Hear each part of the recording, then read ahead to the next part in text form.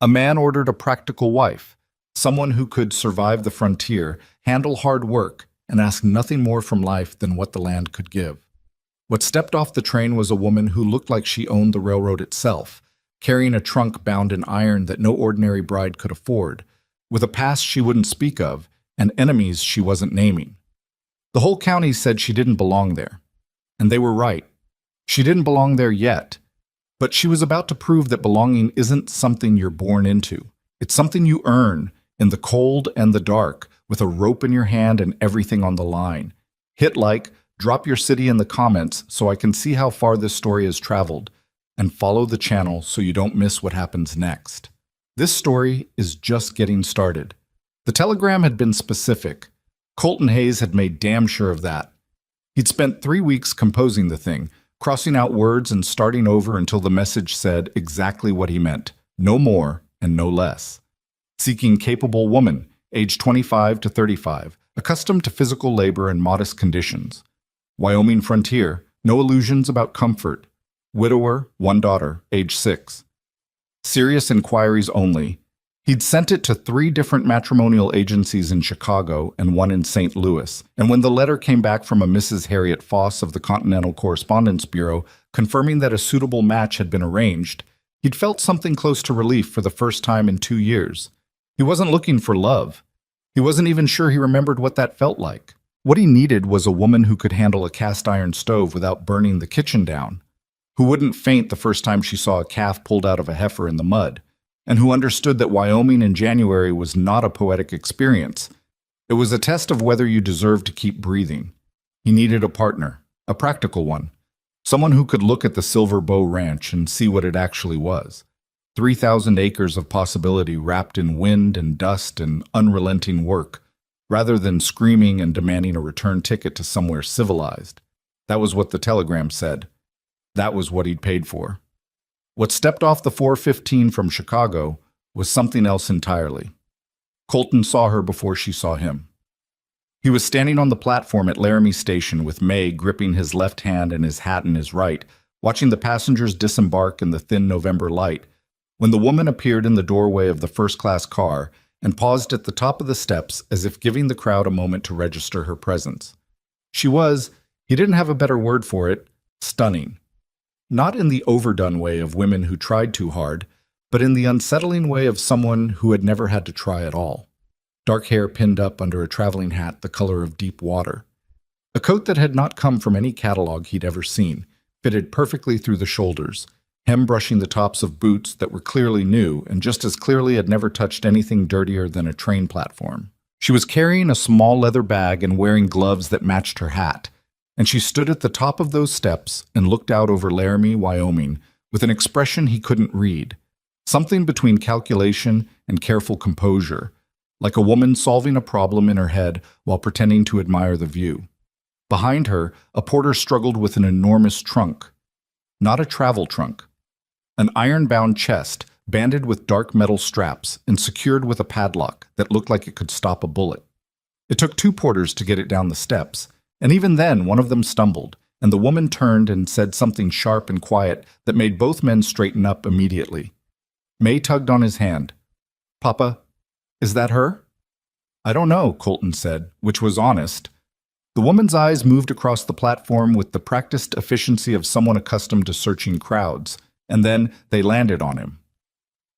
On the sign he was holding, E. Ashcroft, written in May's careful 6-year-old handwriting because May had insisted. The woman walked toward him without hesitation. "Mr. Hayes," she said. Not a question. "Miss Ashcroft." He looked at her. He looked at the trunk being wrestled toward them by 2 sweating men. He looked back at her. "There's been a mistake." Something shifted in her eyes, quick as a shadow crossing water, and then it was gone. "I beg your pardon?"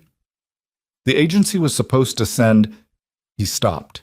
He was aware of May standing next to him, listening to every word with the focused attention of a child who understood more than adults gave her credit for. He chose his next words more carefully. The arrangement was for a woman of practical background, someone experienced with frontier conditions. "I see." Her voice was steady, calm, almost eerily so. And you've determined from 30 seconds of acquaintance that I don't qualify. I've determined, he said, looking at the trunk again, that whoever packed that doesn't have a practical background. The trunk, she said, is not your concern. Miss Ashcroft, I can cook, she said. I can learn what I don't know.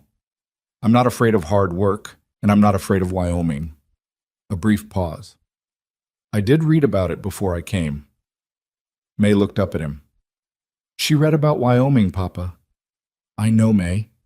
That's more than Mrs. Purcell did. Mrs. Purcell thought Wyoming was near New York. Colton had no response to that. Mrs. Purcell had been the neighbor's cook's cousin and had lasted 4 days before deciding that frontier life was not, in fact, for her. He looked at Evelyn Ashcroft, because he'd already started thinking of her by her full name, both parts, the way you named something you weren't yet sure what to do with. And she looked back at him without flinching. Whatever she'd expected him to look like, he probably wasn't it either. 6'2", a jaw that looked like it had been assembled in a hurry from leftover stone, 3 days of dark stubble because he'd had a fence line to fix and hadn't bothered shaving before driving into town, worn coat, worn boots, hands that had the look of instruments used hard and put away dirty. She didn't recoil.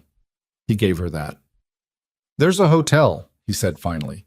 We can discuss this properly. There's nothing to discuss, Mr. Hayes. She said it without heat, without anger, with a kind of flat certainty that was more unsettling than either. I came to be a wife and a mother to your daughter. I intend to do that. If you've changed your mind, you'll need to be the one to say so.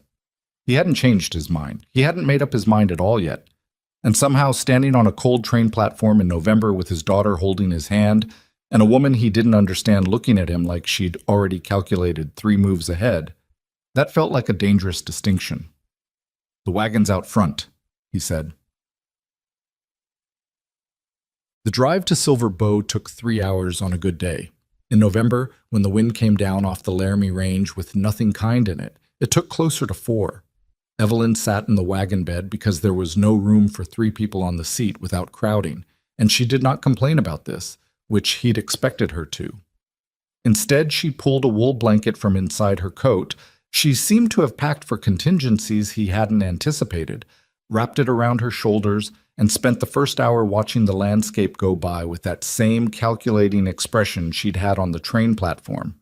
May, who had been bundled between Colton and the wind, kept twisting around to look at her.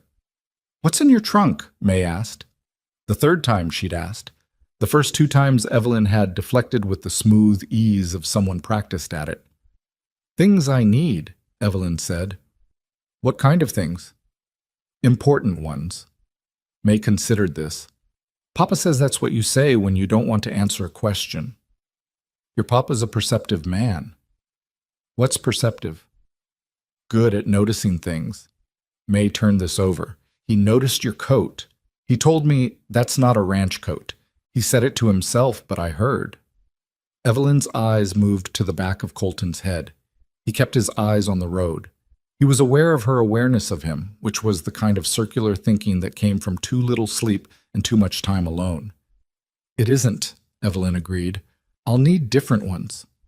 Mama had a coat that was brown, May said. It smelled like horse and soap. I liked it. A silence stretched out. Not uncomfortable exactly, but real. The kind of pause that acknowledged something without trying to fill it. That sounds like a good coat, Evelyn said. May nodded and turned back around. She leaned against Colton's arm, and he felt the small weight of her the way he always did, like an anchor and a responsibility at the same time, impossible to separate one from the other.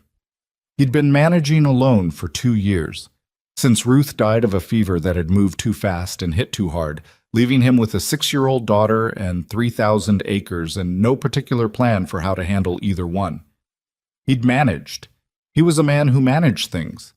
But managing wasn't the same as living, and there were stretches, long stretches, in the dark hours, when he understood the difference clearly enough to frighten himself. He hadn't admitted that in the telegram, of course. The telegram had been about practicalities. But the reason he'd sent it at all was something the practical language never touched. The Silver Bow Ranch looked like what it was in November, a working operation stripped down to its essentials by cold weather and seasonal necessity. The main house was solid, 2 stories of hewn timber and stone, built to last and meant to be used, not admired. There was a barn that needed repainting and a chicken coop that needed new wire, and a bunkhouse where 2 ranch hands, Denny and Old Trace, had been watching the wagon approach since they came around the last ridge. Denny was 23 and had the face of someone who'd been surprised by something several years ago and never entirely recovered. Old Trace had been on the ranch since before Colton's father died, and his opinion of everything was written in his permanent expression of resigned disappointment. Both of them stared at Evelyn Ashcroft the way you stare at an animal you've never seen before and aren't sure is friendly. Colton pulled the wagon to a stop in front of the house and climbed down first. May scrambled after him. Evelyn descended from the wagon bed without waiting for help. He'd started to move toward her and she'd already handled it herself, stepping down with the careful balance of someone navigating unfamiliar terrain. "Denny," Colton said, "get the trunk." Denny looked at the trunk the way a man looks at something he's pretty sure is going to hurt him. "That trunk?" "Yes." "How many?" "All of you." Old Trace had not moved from his position near the barn door. He was looking at Evelyn with the same expression he used for weather systems he didn't trust. Evelyn looked back at him with the same expression she'd used on Colton at the train station. Direct, unhurried, not particularly warm but not hostile either. The look of someone assessing a situation and filing the information away. "That's Old Trace," May said, appearing at Evelyn's elbow. "He doesn't talk much. He likes the horses better than people. I think that's okay." "I think so too," Evelyn said. "He doesn't like strangers." "I won't be a stranger for long." Colton watched this exchange. There was something about the way she said it, not breezy, not falsely cheerful, just factual, that stopped him from dismissing it as pleasantry. He led her inside. The house was clean because he'd made an effort, which he now found mildly embarrassing given what had walked off the train. He'd scrubbed the main room and the kitchen, got May to help him beat the rugs, put clean linens on the bed in the second bedroom. He'd been imagining a woman who would look at this and see something workable. A house that needed a woman's attention but wasn't hopeless. Evelyn walked through the rooms the way she did everything, looking at things directly, not performing a reaction, just taking inventory. She opened the kitchen cupboards and closed them. She ran a hand along the top of the stove. She stood in the doorway of the second bedroom for a moment before turning back. "Where does May sleep?" she asked. "Upstairs. Small room next to mine." She nodded, looked at the second bedroom again. He'd assumed she'd understood that was hers. They were strangers. The arrangement was new. The idea that he'd expect anything else within the first hour struck him as absurd, but apparently she was confirming it anyway. "This works," she said. He showed her where the water pump was, and the woodpile, and the root cellar. She asked questions. Good questions. Not the polite, uncertain inquiries of someone overwhelmed and trying not to show it, but the specific, practical questions of someone building a working picture of a situation. "How often does the pump freeze? Where do you keep the kindling when it's wet? Is the root cellar prone to flooding?" He answered everything. He wasn't sure what he felt. Not what he'd expected. Not quite disappointment. She was doing nothing wrong. Nothing that gave him solid ground to stand on for the conversation he'd half-rehearsed during the drive home. She just was not what he'd planned for, and Colton Hayes was a man who liked plans. Dinner that first night was an event. She'd insisted on cooking. He'd offered to show her the basics of the stove. It had a particular temperament. The left burner ran hot, and she'd thanked him politely and then burned the biscuits black on the outside and somehow left the inside raw. The beans were fine. The coffee was strong enough to strip paint. May ate everything without complaint, which was more than Colton managed with the biscuits. "They're not right," Evelyn said, looking at the biscuits with the same direct assessment she turned on everything. "No," he agreed. "I'll do better." "Okay." May had been watching them both through dinner with the solemn attention of a child conducting a study. "Mama's biscuits were good," she said, not meanly, just as information. "I know they were," Evelyn said. She did not seem hurt by this. She seemed to file it away, the same as everything else. After dinner, while Colton washed the dishes, a habit he'd developed after Ruth died because the alternative was leaving them for no one, he could hear May in the main room talking. He couldn't hear Evelyn's responses, just the steady sound of his daughter's voice running through the topics that interested her, which were numerous and not always connected. He dried a plate and listened to the sound of a conversation happening in his house, which was different from the sound of May talking to him, or talking to herself, or talking to old Trace's horses, which she did regularly. It was the sound of two people occupying the same space and finding some early tentative accommodation with each other. He stood there with a dish towel in his hand and didn't know what to do with what he felt. So he hung the towel on its hook and went back to the main room. The neighbors came within the week. This was inevitable. Laramie County was not large in the social sense, and news traveled the way weather did, faster than you wanted, in directions you hadn't predicted. The first to arrive were Marta and Cal Hennessy from the spread 4 miles north, ostensibly to bring a pie and welcome the new bride, actually to look at her. Marta was a direct woman who communicated her opinions through the way she positioned her body in a room, and she positioned herself at the kitchen table across from Evelyn with the settled authority of someone expecting answers. The pie was decent. Marta's social instincts were not subtle. "You came from Chicago then," Marta said. "I did," Evelyn said. "Long way." "Yes." "Family there?" A pause. Brief. Not so brief that Colton missed it, because he was watching, because he was always watching her, which he'd begun to notice and found inconvenient. "Not to speak of," Evelyn said. "What did you do there? In Chicago?" "This and that." She poured Marta's coffee with steady hands. "Managed a household." "Whose?" Another pause. "My employer's." Marta looked at the coffee, looked at Evelyn, looked at the coat hanging on the hook by the door. Evelyn had acquired a more practical one from the dry goods store in town, but the original still hung there like evidence. "That's a fine coat for a household manager." "I had savings," Evelyn said. Marta accepted this with the tight expression of someone filing it under not convinced.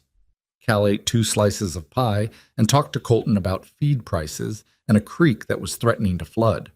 Marta asked 3 more questions about Chicago and received answers that were accurate in every particular and somehow told her nothing. After they left, May looked at Evelyn. "She wanted to know about your trunk." "I know." "She didn't ask."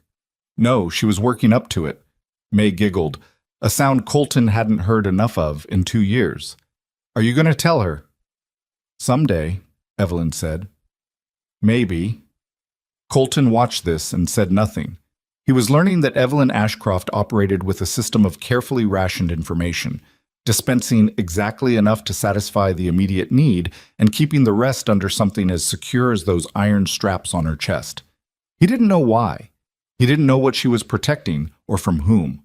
But the woman who'd burned the biscuits and asked him practical questions about root cellars was also a woman who'd paused twice before answering questions about her life in Chicago, and the pauses nagged at him like a stone in a boot.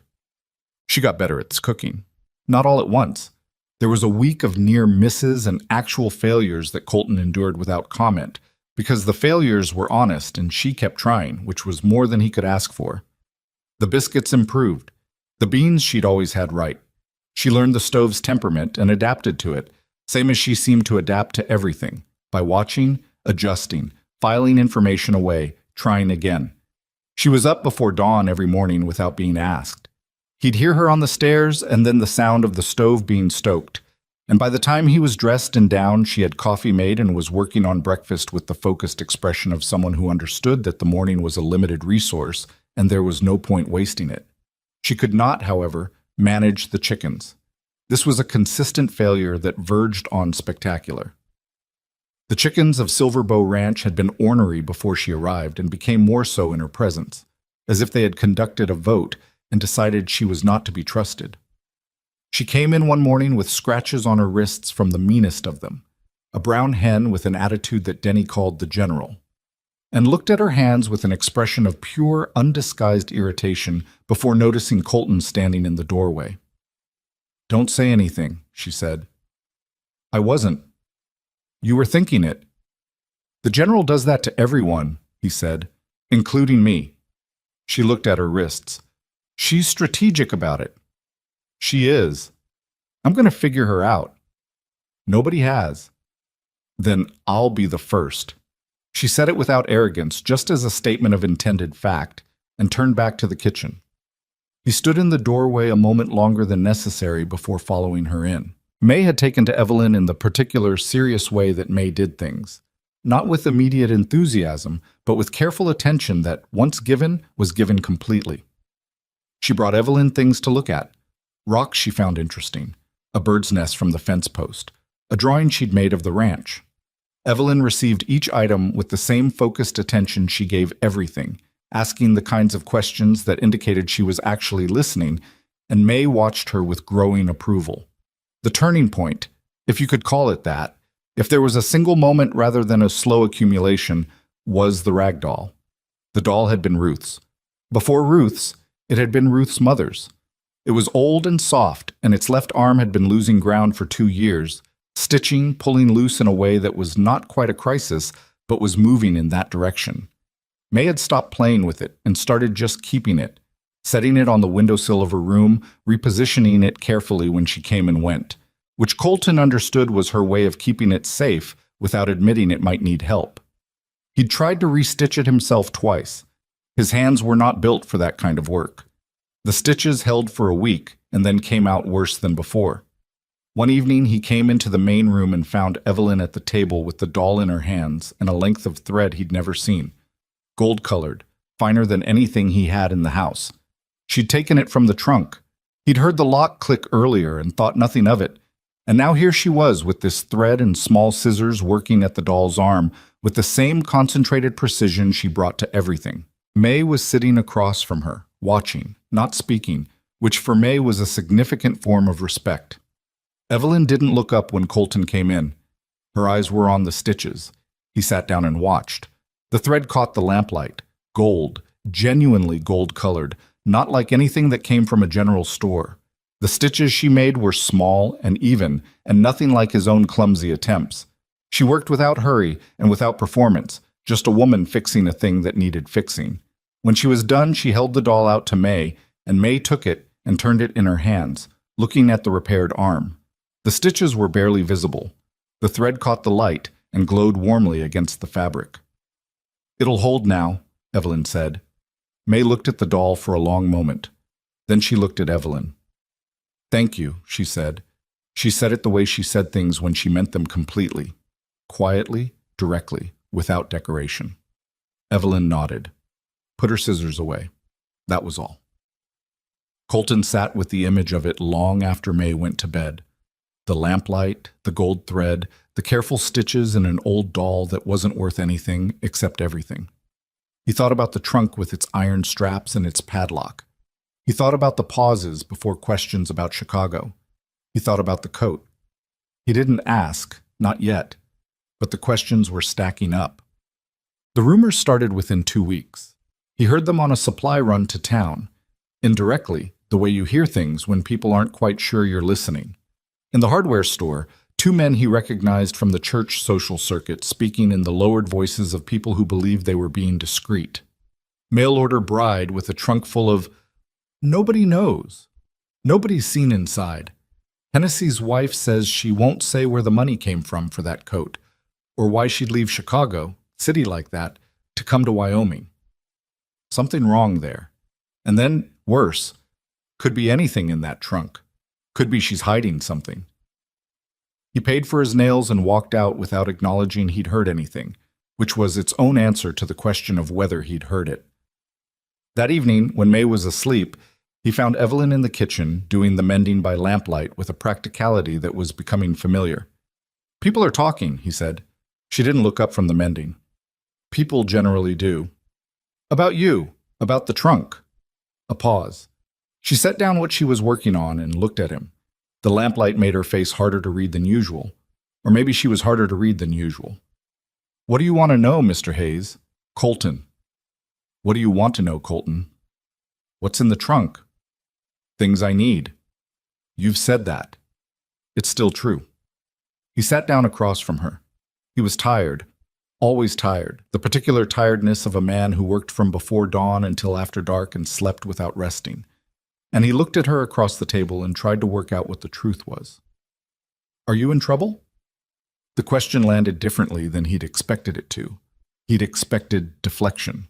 What he got was something quieter, a flash of something in her eyes that was there and gone so fast he couldn't name it, followed by a stillness that was not the same as calm. "I'm handling it," she said. "That's not an answer. It's the one I have right now." He looked at her. She looked back. They sat with the lamp between them and the sound of wind outside, and the particular uneasiness of two people in a room together who are still mostly strangers despite sharing a house. "If someone comes looking for you," he said finally, "I need to know." She was quiet for a moment. Then, "If someone comes looking for me, you'll know. I promise you that." It wasn't what he wanted. It wasn't nothing. He stood up, said goodnight, and went to bed, where he lay awake for an hour thinking about pauses and iron-bound trunks, and a woman who fixed old dolls with gold thread and told him she was handling something without telling him what. Outside, the November wind picked up and moved across the Laramie Range with the particular intensity of weather that was practicing for something worse. He didn't know it then, but in 2 weeks, that weather would stop practicing. The wind that had been practicing all of November finally found its footing in December, and Silver Bow Ranch settled into the particular rhythm of a working property bracing for winter. Everything tightened, everything checked twice, nothing wasted. Evelyn had been there 3 weeks, and she had not quit. Colton kept waiting for it, which he recognized as uncharitable but couldn't stop. He'd seen women come out to frontier properties before. Not many, but enough. And the ones who hadn't grown up with it tended to hit a wall around the 2-week mark. The wall was made of cold and monotony and the specific exhaustion of physical work that was never finished, only paused, and it was different from city tiredness the way a river was different from a bathtub. Most people who hadn't grown up near rivers didn't understand how much stronger the current was until they were already in it. Evelyn hit the wall. He could see it on her. The morning she came downstairs moving more slowly than usual, the dark circles under her eyes from 2 nights where the cold had found its way through the bedroom window, she hadn't yet learned to bank properly with the inside shutter. She looked at the stove and then at the woodpile beside it, and then at the floor for just a second. Not long, not dramatic, just a woman doing a private calculation about what she had left and what the morning required. Then she opened the stove and started the fire. He pretended not to have seen it, because she'd want him to. But he did see it, and it changed something small in the way he thought about her. The biscuits that morning were actually right. She'd figured out that the particular failure had been the heat and the timing together. The left burner running too hot meant the bottom scorched before the middle set, and she'd been compensating by reducing heat overall, which was solving the wrong problem. The correct solution, which she arrived at by the 3rd week, was to move the pan to the right side of the stove and add 5 minutes. They came out even, with brown tops and soft centers, and she put them on the table without comment, which was also the right move. May took one, bit into it, and looked at Evelyn with an expression of frank reassessment. "These are better," May said. "I know," Evelyn said. "A lot better." "I'm aware." May ate the rest of it in silence, thinking. Then, "You learn things fast." "I try to." "Papa says learning fast is important on a ranch because mistakes cost more here than in a city." Evelyn glanced at Colton. He was looking at his coffee. "Your papa's right," she said. He did not look up from his coffee, but he was listening, and something about being quoted accurately and correctly by his daughter to this woman made him feel oddly exposed. He drank his coffee and said nothing, which was his approach to a growing number of things where Evelyn Ashcroft was concerned. The war with the chickens continued. The general remained undefeated, and what had started as a straightforward management problem had evolved into something that Denny watched with the dedicated interest of a man observing a sporting event. He tried not to smile in Evelyn's presence, and he almost managed it, except for the corners of his mouth. "You could let me handle the morning collection," Colton offered, after the 3rd week's 3rd incident involving the general and Evelyn's left hand. "I could," Evelyn said, wrapping her hand with a strip of cloth from the kitchen. "I won't. She's drawn blood twice now." "I know how many times she's drawn blood." "She's just a chicken," he said, which he knew even as he said it was not quite the right framing. Evelyn looked at him with an expression that was not quite amusement and not quite irritation, something that lived in the complicated territory between the two. "She's a chicken who has decided I don't belong here," she said. "I'm going to convince her otherwise." He looked at her for a moment, then, "By letting her scratch you? By showing up every morning until she gets used to me." She tied off the cloth strip. "That's how it works, isn't it? Everything out here? You just keep showing up." He didn't answer that. There wasn't much to answer. She did keep showing up. Every morning, before he was dressed and down, she was at the chicken coop. He could hear her sometimes through the kitchen window, not screaming, not swearing, just the low, even sound of a woman talking to a chicken in a conversational tone, as if they were working through a disagreement together. He had no idea what she was saying. He did not ask. By the end of the 4th week, the general had reduced the attacks to approximately 1 every 3 days, which Denny declared a diplomatic breakthrough. Old Trace, for his part, maintained his position of carefully calibrated suspicion. He was not hostile to Evelyn. That would have required more investment than Trace gave to anything except the horses. But he watched her the way he watched weather, with a kind of wary professional attention that didn't commit to a verdict until the evidence was overwhelming. He spoke to her exactly 3 times in the first month. Once to tell her the water barrel by the back door would freeze overnight and needed to be brought in. Once to correct her wood stacking, which she'd done wrong in a way that would cause the pile to topple. And once, briefly, in passing, to say that she'd handled the bucket wrong at the well and here was the right way. She received all 3 corrections without defensiveness. That was the thing Colton kept noticing about her. She never got defensive. She got quiet sometimes when questions got close to something she was protecting, and she got focused when something needed doing, and occasionally she got that look, the one he couldn't name that lived behind her eyes when she thought she wasn't being watched, that looked like a person listening to something painful that nobody else could hear. But she didn't get defensive. She absorbed correction the way she absorbed everything, noted it, filed it, adjusted, moved on. Old Trace's 4th conversation with her happened at the end of week 5, and it was not a correction. Colton didn't hear it directly. He was at the barn working on a piece of harness, and he saw them through the open door.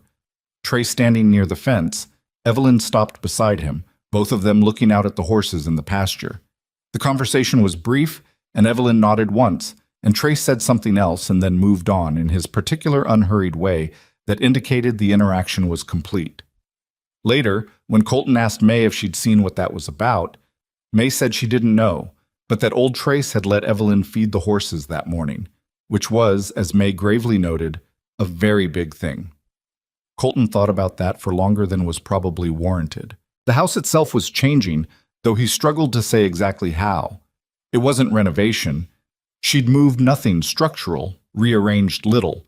But there were things that had accumulated, dried herbs hanging in the kitchen from a bundle she'd picked on one of the few mild days, which made the room smell different when the stove was hot. A patch on the curtain in the main room that had been fraying since August, which she'd repaired without mentioning it.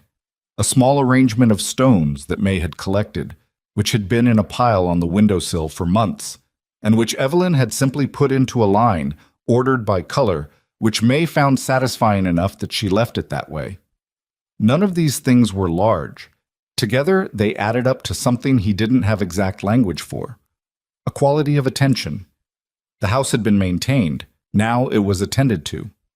He'd managed the first and hadn't known what the second felt like until he saw the difference. He did not say this to Evelyn. He wasn't sure why. Partly because he didn't have the right words, and he didn't like using imprecise ones. Partly because acknowledging it felt like giving ground on something, and he hadn't yet figured out what that something was. December brought 2 things, harder cold and more company. The Whitmore family came from 7 miles east with their 3 children on a Sunday afternoon, and then the Aldersons from the southern quarter, and then a man named Pierce Calloway, who ran the land office in Laramie and had some business with Colton about a boundary survey and stayed longer than the business required because he was, as May observed afterward with her characteristic bluntness, very interested in Evelyn. Calloway was not subtle about it. He was a well-kept man of 35 who smelled like barber soap and asked Evelyn 4 questions in 20 minutes about Chicago, all of them angled toward the same central inquiry. What kind of woman are you, exactly? And where did you come from? And what did you leave behind? Evelyn answered each question with the same careful precision she brought to everything, saying things that were accurate and complete and told him nothing he'd arrived without knowing. Colton watched from across the room and felt something he identified, with some delay, as irritation. Not at Calloway's questions. He had the same questions himself. At the particular way Calloway leaned in when he asked them, the social smoothness of a man who was used to getting information he wanted by making people feel comfortable first. When Calloway left, Evelyn poured herself a cup of coffee and sat down at the kitchen table and looked at nothing for a moment. "He'll come back," Colton said. "I know. He's got territory instincts, likes to know what's in his district." She looked at him. "And what do you think of what's in your district?" It was the closest she'd come to asking him directly what he thought of her, and he wasn't prepared for it. He looked at his coffee. "I think you work hard," he said finally. "I think you're smarter than you let on. I think you're hiding something, and I don't know why, and that bothers me more than it probably should." He looked up. "I think May trusts you, and May doesn't trust easily." Evelyn was quiet for a moment. There was something in her face that might have been, under different circumstances, something close to gratitude, though she kept it carefully neutral. "Thank you," she said. "It's not a compliment. It's an accounting." "I know." A pause. "I'll take it anyway." He didn't respond to that. He drank his coffee and she drank hers, and May came in from outside with snow on her boots and a question about whether foxes ate chickens, which redirected the evening entirely. The rumors, however, were not redirected. They grew. He heard the next iteration on a supply run, this time not in passing, but delivered directly by a man named Gordon Sutter, who operated the feed store and who believed that honesty was a virtue that could be deployed without tact. "Your woman's got people talking, Hayes," Sutter said, scooping grain with the efficient air of someone who's waited a while to say something. "People talk," Colton said. "They're saying she came with money. Old money.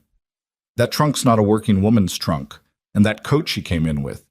Marta Hennessy says she's seen fabric like that once, and it was on the wife of a railroad man worth $300,000. Sutter paused. "They're saying maybe she's not what she says she is." "She didn't say much," Colton said. "You can't be different from what you didn't claim."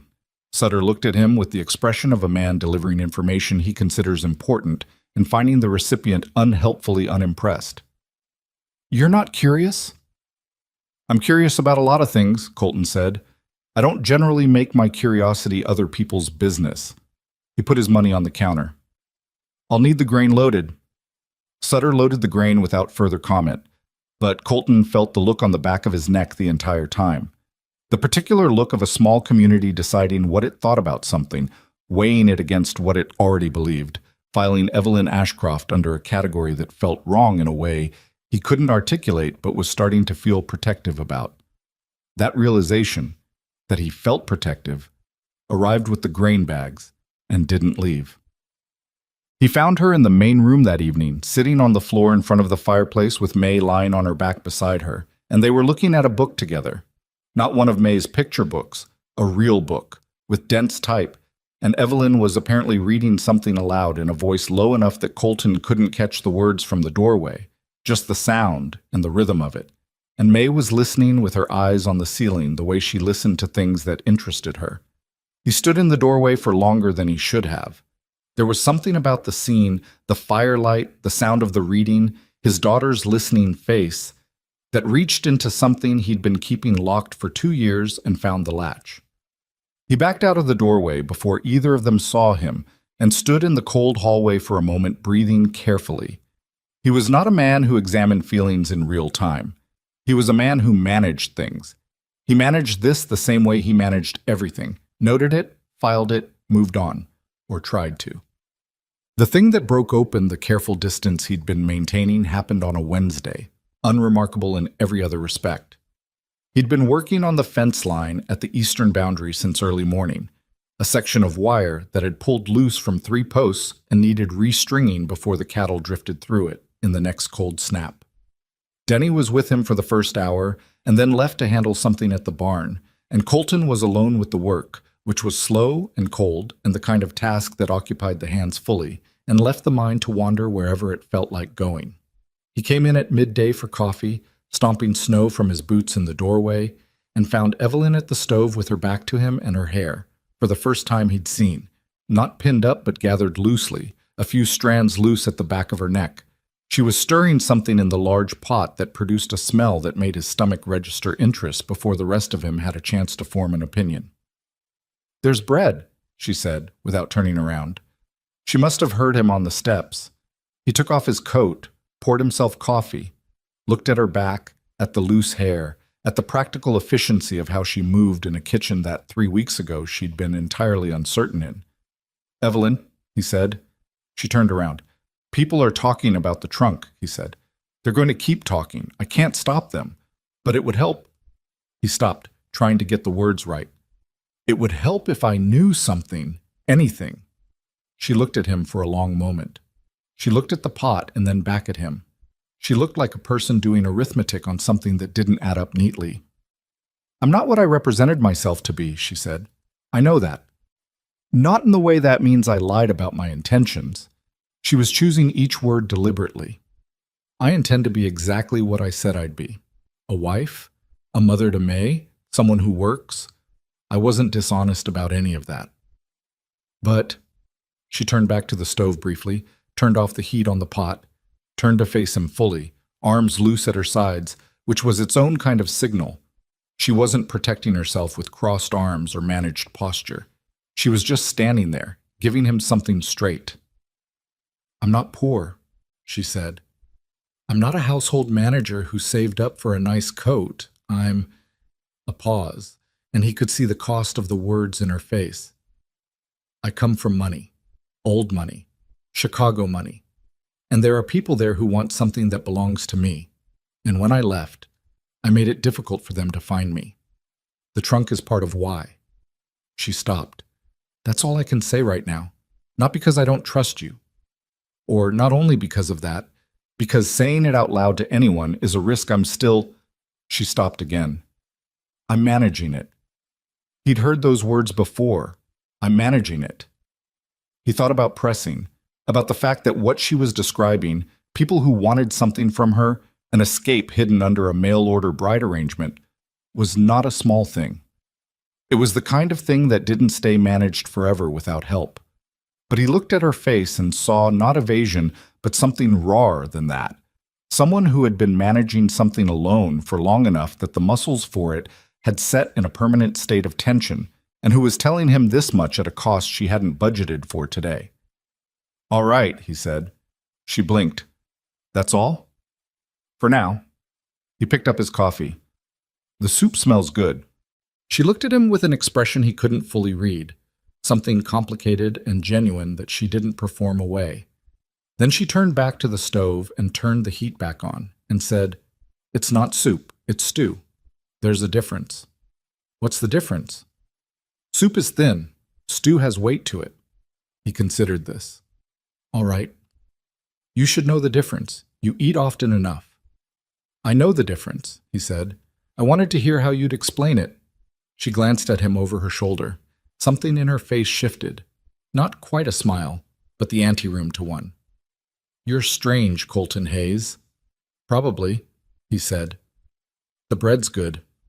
"I know it is." She stirred the stew. "That one I've had down for 2 weeks. May got sick at the end of December. Not seriously. A winter cough that settled in her chest and made her miserable without being dangerous. But it laid her up in bed for 5 days with a fever that spiked at night and left her wrung out and limp in the mornings. Colton was not good at sick. He was good at many things, but sick made him feel useless in a way that farm work never did. You couldn't fix a cough the way you fixed a fence. You could only sit with it and wait, which was not a skill he had in any natural abundance. Evelyn was different. She moved into the sick room management without drama, which was part of what made it work. She didn't perform concern. She just handled the practicalities with the same focused competence she brought to everything.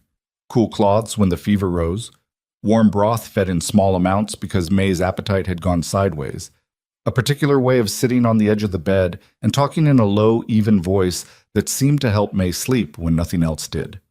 On the third night, when the fever spiked higher than it had before, and Colton sat at the foot of May's bed doing the useless thing of being present because there was nothing else to do, Evelyn came and sat next to May without being asked. She put the back of her hand against May's forehead, replaced the cloth, and looked at Colton across the bed. "She's going to be fine," Evelyn said. "You don't know that." "I know what Sirius looks like." A pause. "This isn't it. This is uncomfortable and miserable, and she's going to be angry about it for a week after she recovers. But she'll recover." "How do you know what Sirius looks like?" A silence.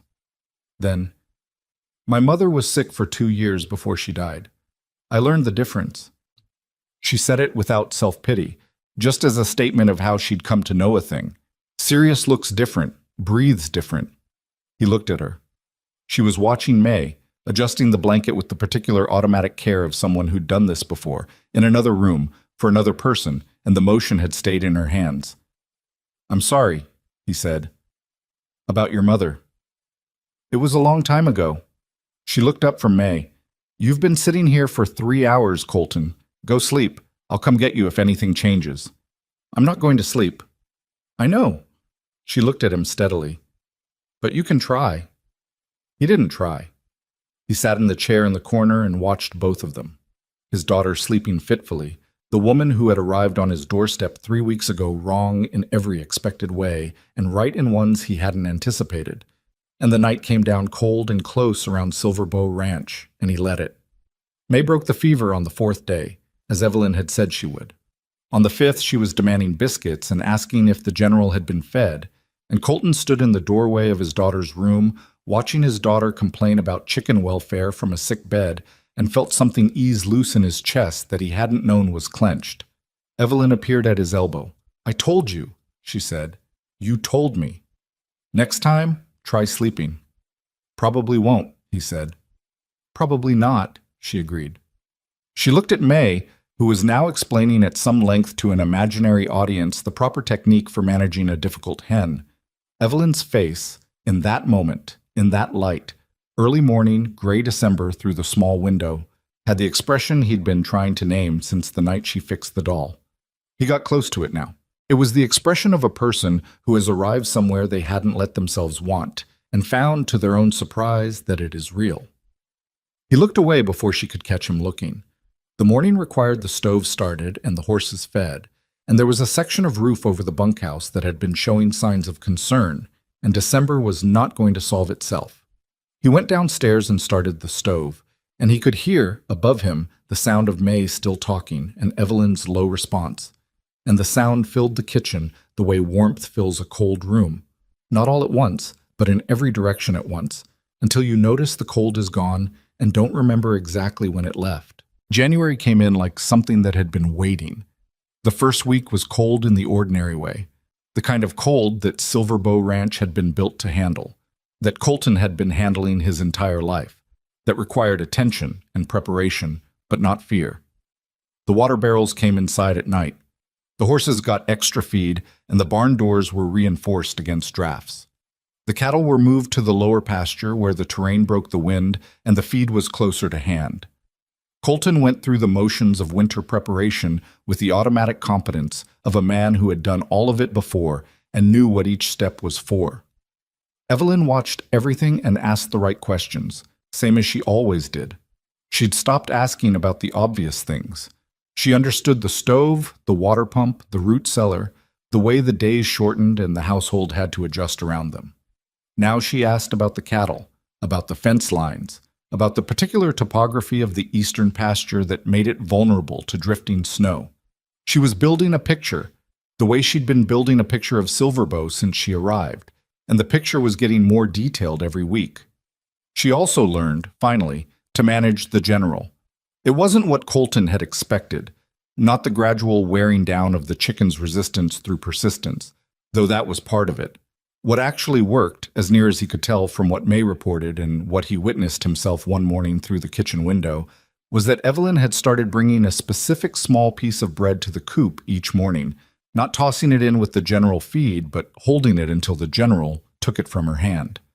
3 days of that, and the scratching stopped entirely. A week later, the general was the first chicken to come to her. Denny watched this development with open amazement.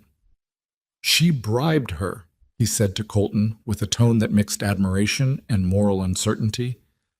"Negotiated," Colton said. "That's the same thing." "Not always." Old Trace said nothing, but Colton noticed he'd started leaving the good barn lantern on Evelyn's side of the hook rack rather than his own, which from Trace was roughly equivalent to a formal declaration of respect. The neighbors had largely made their peace with her presence, if not entirely with her mystery. Marta Hennessy came for coffee twice in January and managed to not ask about the trunk directly, which represented personal growth. The Whitmore children adored May and had started including her in the informal network of frontier child socialization. Messages relayed through parents on supply runs, occasional Sunday visits when the weather permitted. Evelyn fit into these occasions with the quiet adaptability that was becoming her defining characteristic, saying the right amount, asking questions about people's actual lives rather than performing interest, remembering details from previous conversations and following up on them, which people noticed even if they didn't say so. Pierce Calloway came back, as Colton had predicted. He came with a legitimate pretext, a question about the boundary survey, some paperwork that needed a signature.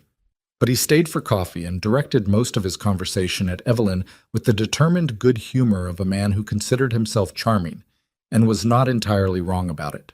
Colton sat across the room and watched and felt the irritation again, same as before, and identified it more precisely this time. It wasn't Calloway's questions that bothered him. It was the way Evelyn managed him, the smooth, practiced social ease with which she deflected and redirected, the performance of a woman who had navigated rooms like this before, full of men who wanted information and offered charm as payment. She was good at it, unnervingly good. And the competence of it reminded him that whoever she'd been in Chicago, whatever she'd been, was someone who'd needed those skills in ways that the women he'd known in Wyoming generally hadn't. After Calloway left, Evelyn sat down at the kitchen table and said, without looking up, "You're staring." "I'm thinking," Colton said. "You were staring while thinking." He sat down across from her. "He's going to keep coming back." "I know. You handle him well." She looked up, something careful in her eyes. "Is that a compliment or an observation?" "Both." A pause. "Where'd you learn to do that?" "Do what?" "Talk to people without telling them anything." She was quiet for a moment. "Practice," she said. "A lot of it. In rooms where the wrong answer had consequences." She looked at her coffee cup. "Chicago dinner parties are a particular education in the art of saying nothing at length." "Sounds exhausting." It was. She looked up. "This is less exhausting." "Frontier ranch life. Honest problems," she said. "Hard ones, but honest ones. The fence is broken or it isn't. The food's edible or it isn't. The chicken hates you or she doesn't." A small pause. "I know where I stand here. I didn't always know that before." He didn't respond to that right away. He sat with it the way he sat with things that were more substantial than they first appeared, carefully, giving them room. "The stew was good last night," he said. She blinked at the change of direction, then accepted it. "I know it was. I'm getting better." "You are," he said, which was honest. And then he stood up and went back to work. Because there was always work, and because sitting with Evelyn Ashcroft in the kitchen talking about honest problems was starting to feel like something he needed to be careful about. The blizzard came on a Tuesday. There was warning of the kind the frontier gave. Not enough. Never enough. But some. The sky on Monday had a particular color at evening, a bruised yellow-gray that Colton recognized from boyhood as the color that meant get your work done and get inside. The temperature dropped 15 degrees overnight. By Tuesday morning, the wind had found its full strength, coming off the Laramie Range with a focused, purposeful violence, and the first snow arrived not in flakes but in sheets, horizontal, moving so fast it made a sound against the windows like thrown sand. By mid-morning, visibility from the front porch was down to 30 feet. "Stay inside," Colton told Evelyn at breakfast. He said it the way he said things that weren't requests, flat, factual, not unkind. "Don't go out for any reason. The outhouse even. Use the chamber pot. These things move fast and the wind will disorient you in under a minute. What about the cattle, she asked. I moved them to the lower pasture last week. Denny and Trace are handling the barn animals. He was already layering the heavy wool underlayer, then the fleece vest, then the sheepskin coat that was not elegant in any way but had saved his life at least twice. I need to check the fence line on the south side. There's a section I didn't get to finish reinforcing, and I don't want cattle pushing through in a panic. How long? Hour, maybe 2. He pulled on his gloves, the heavy ones, double-lined. May doesn't go outside. You don't go outside. I'll be back before it gets dark. It's already almost dark, Evelyn said, looking at the window. She wasn't wrong. The sky was the color of a bruise, and the snow was so thick it cut the light to something gray and uncertain. I'll be back, he said. He went out into it. The cold hit him the way it always did. Not gradually, but all at once, like a wall you ran into rather than through. He had the rope he kept for exactly this purpose tied from the barn to the fence post, and he followed it by feel more than sight, the wind hitting him from the left and trying to turn him in directions he hadn't chosen. He got to the fence line. He found the section.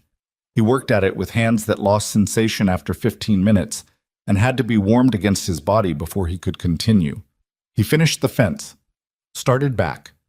He'd made it halfway across the south field, knew it by counting his steps, which was not precise but was something, when the horse came. It wasn't one of his horses. It was the Whitmore's gray gelding, a borrowed animal that Denny had been using for the past week while his own roan had a tender shoe, and it had gotten loose from the barn somehow in the storm and was running blind, the way horses ran in whiteout conditions. Full panic, no direction, just flight from something it couldn't see. The horse hit him from the left side, shoulder to shoulder, going at speed. He didn't fall immediately. He staggered, caught himself, lost the rope. The wind caught him in that same moment, as if it had been waiting for exactly this, and spun him 45 degrees from the direction he'd been facing. He took 3 steps and went down into a drift that closed over him to his thighs, and when he tried to push up his left leg gave way entirely, with a pain that started at the knee and ran all the way to his jaw. He lay in the snow and tried to breathe through the pain and assess the situation, which was not good. The rope was gone, somewhere to his right, he thought, but he couldn't see his own hand in front of his face in the whiteout, and right meant nothing anymore. His left knee had gone wrong in a way that might be bad or might be worse, and either way it wasn't going to hold his weight in the short term.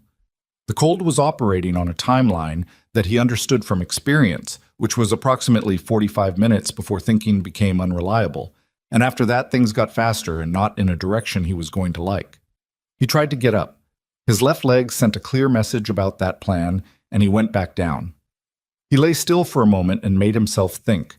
The house was in the direction he'd come from, which he'd estimated was north by northeast, which meant it was... He stopped. The whiteout had rotated him. He didn't know north. He didn't know northeast. He knew he was in the south field somewhere within a quarter-mile of the house, and that information was almost entirely useless. He tried to call for Denny. The wind took his voice and did nothing with it. He lay in the snow and thought about May, Chet. Evelyn heard the horse first. She was at the kitchen window watching the storm with the focused attention of someone who'd been told to stay inside and was finding that instruction increasingly difficult to follow. She'd heard the barn door slam once, which was probably Denny, and she'd heard the wind do several things that were not human, and she'd been watching the clock with a calculation that was creeping toward alarm. 2 hours had passed. The storm had gotten worse. She knew that much without going outside. She could see it in the reduced visibility from the window, the snow piling against the glass, the way the fence post she'd been using as a reference point had become a suggestion and then a rumor. 2 hours in a storm like this, doing what he'd described doing was... She did the arithmetic the way she did everything, directly. Not a 2-hour job anymore. The horse appeared out of the storm at a dead run, trailing its lead rope, and hit the barn fence with its shoulder. Denny appeared from the barn door and caught it. She could see him struggling with the panicked animal through the blur of snow. She did not see Colton. She stood at the window for 30 more seconds. Then she did 3 things fast. She went to the foot of the stairs. "May," she called up, her voice even. "I need you to stay in your room. Can you do that?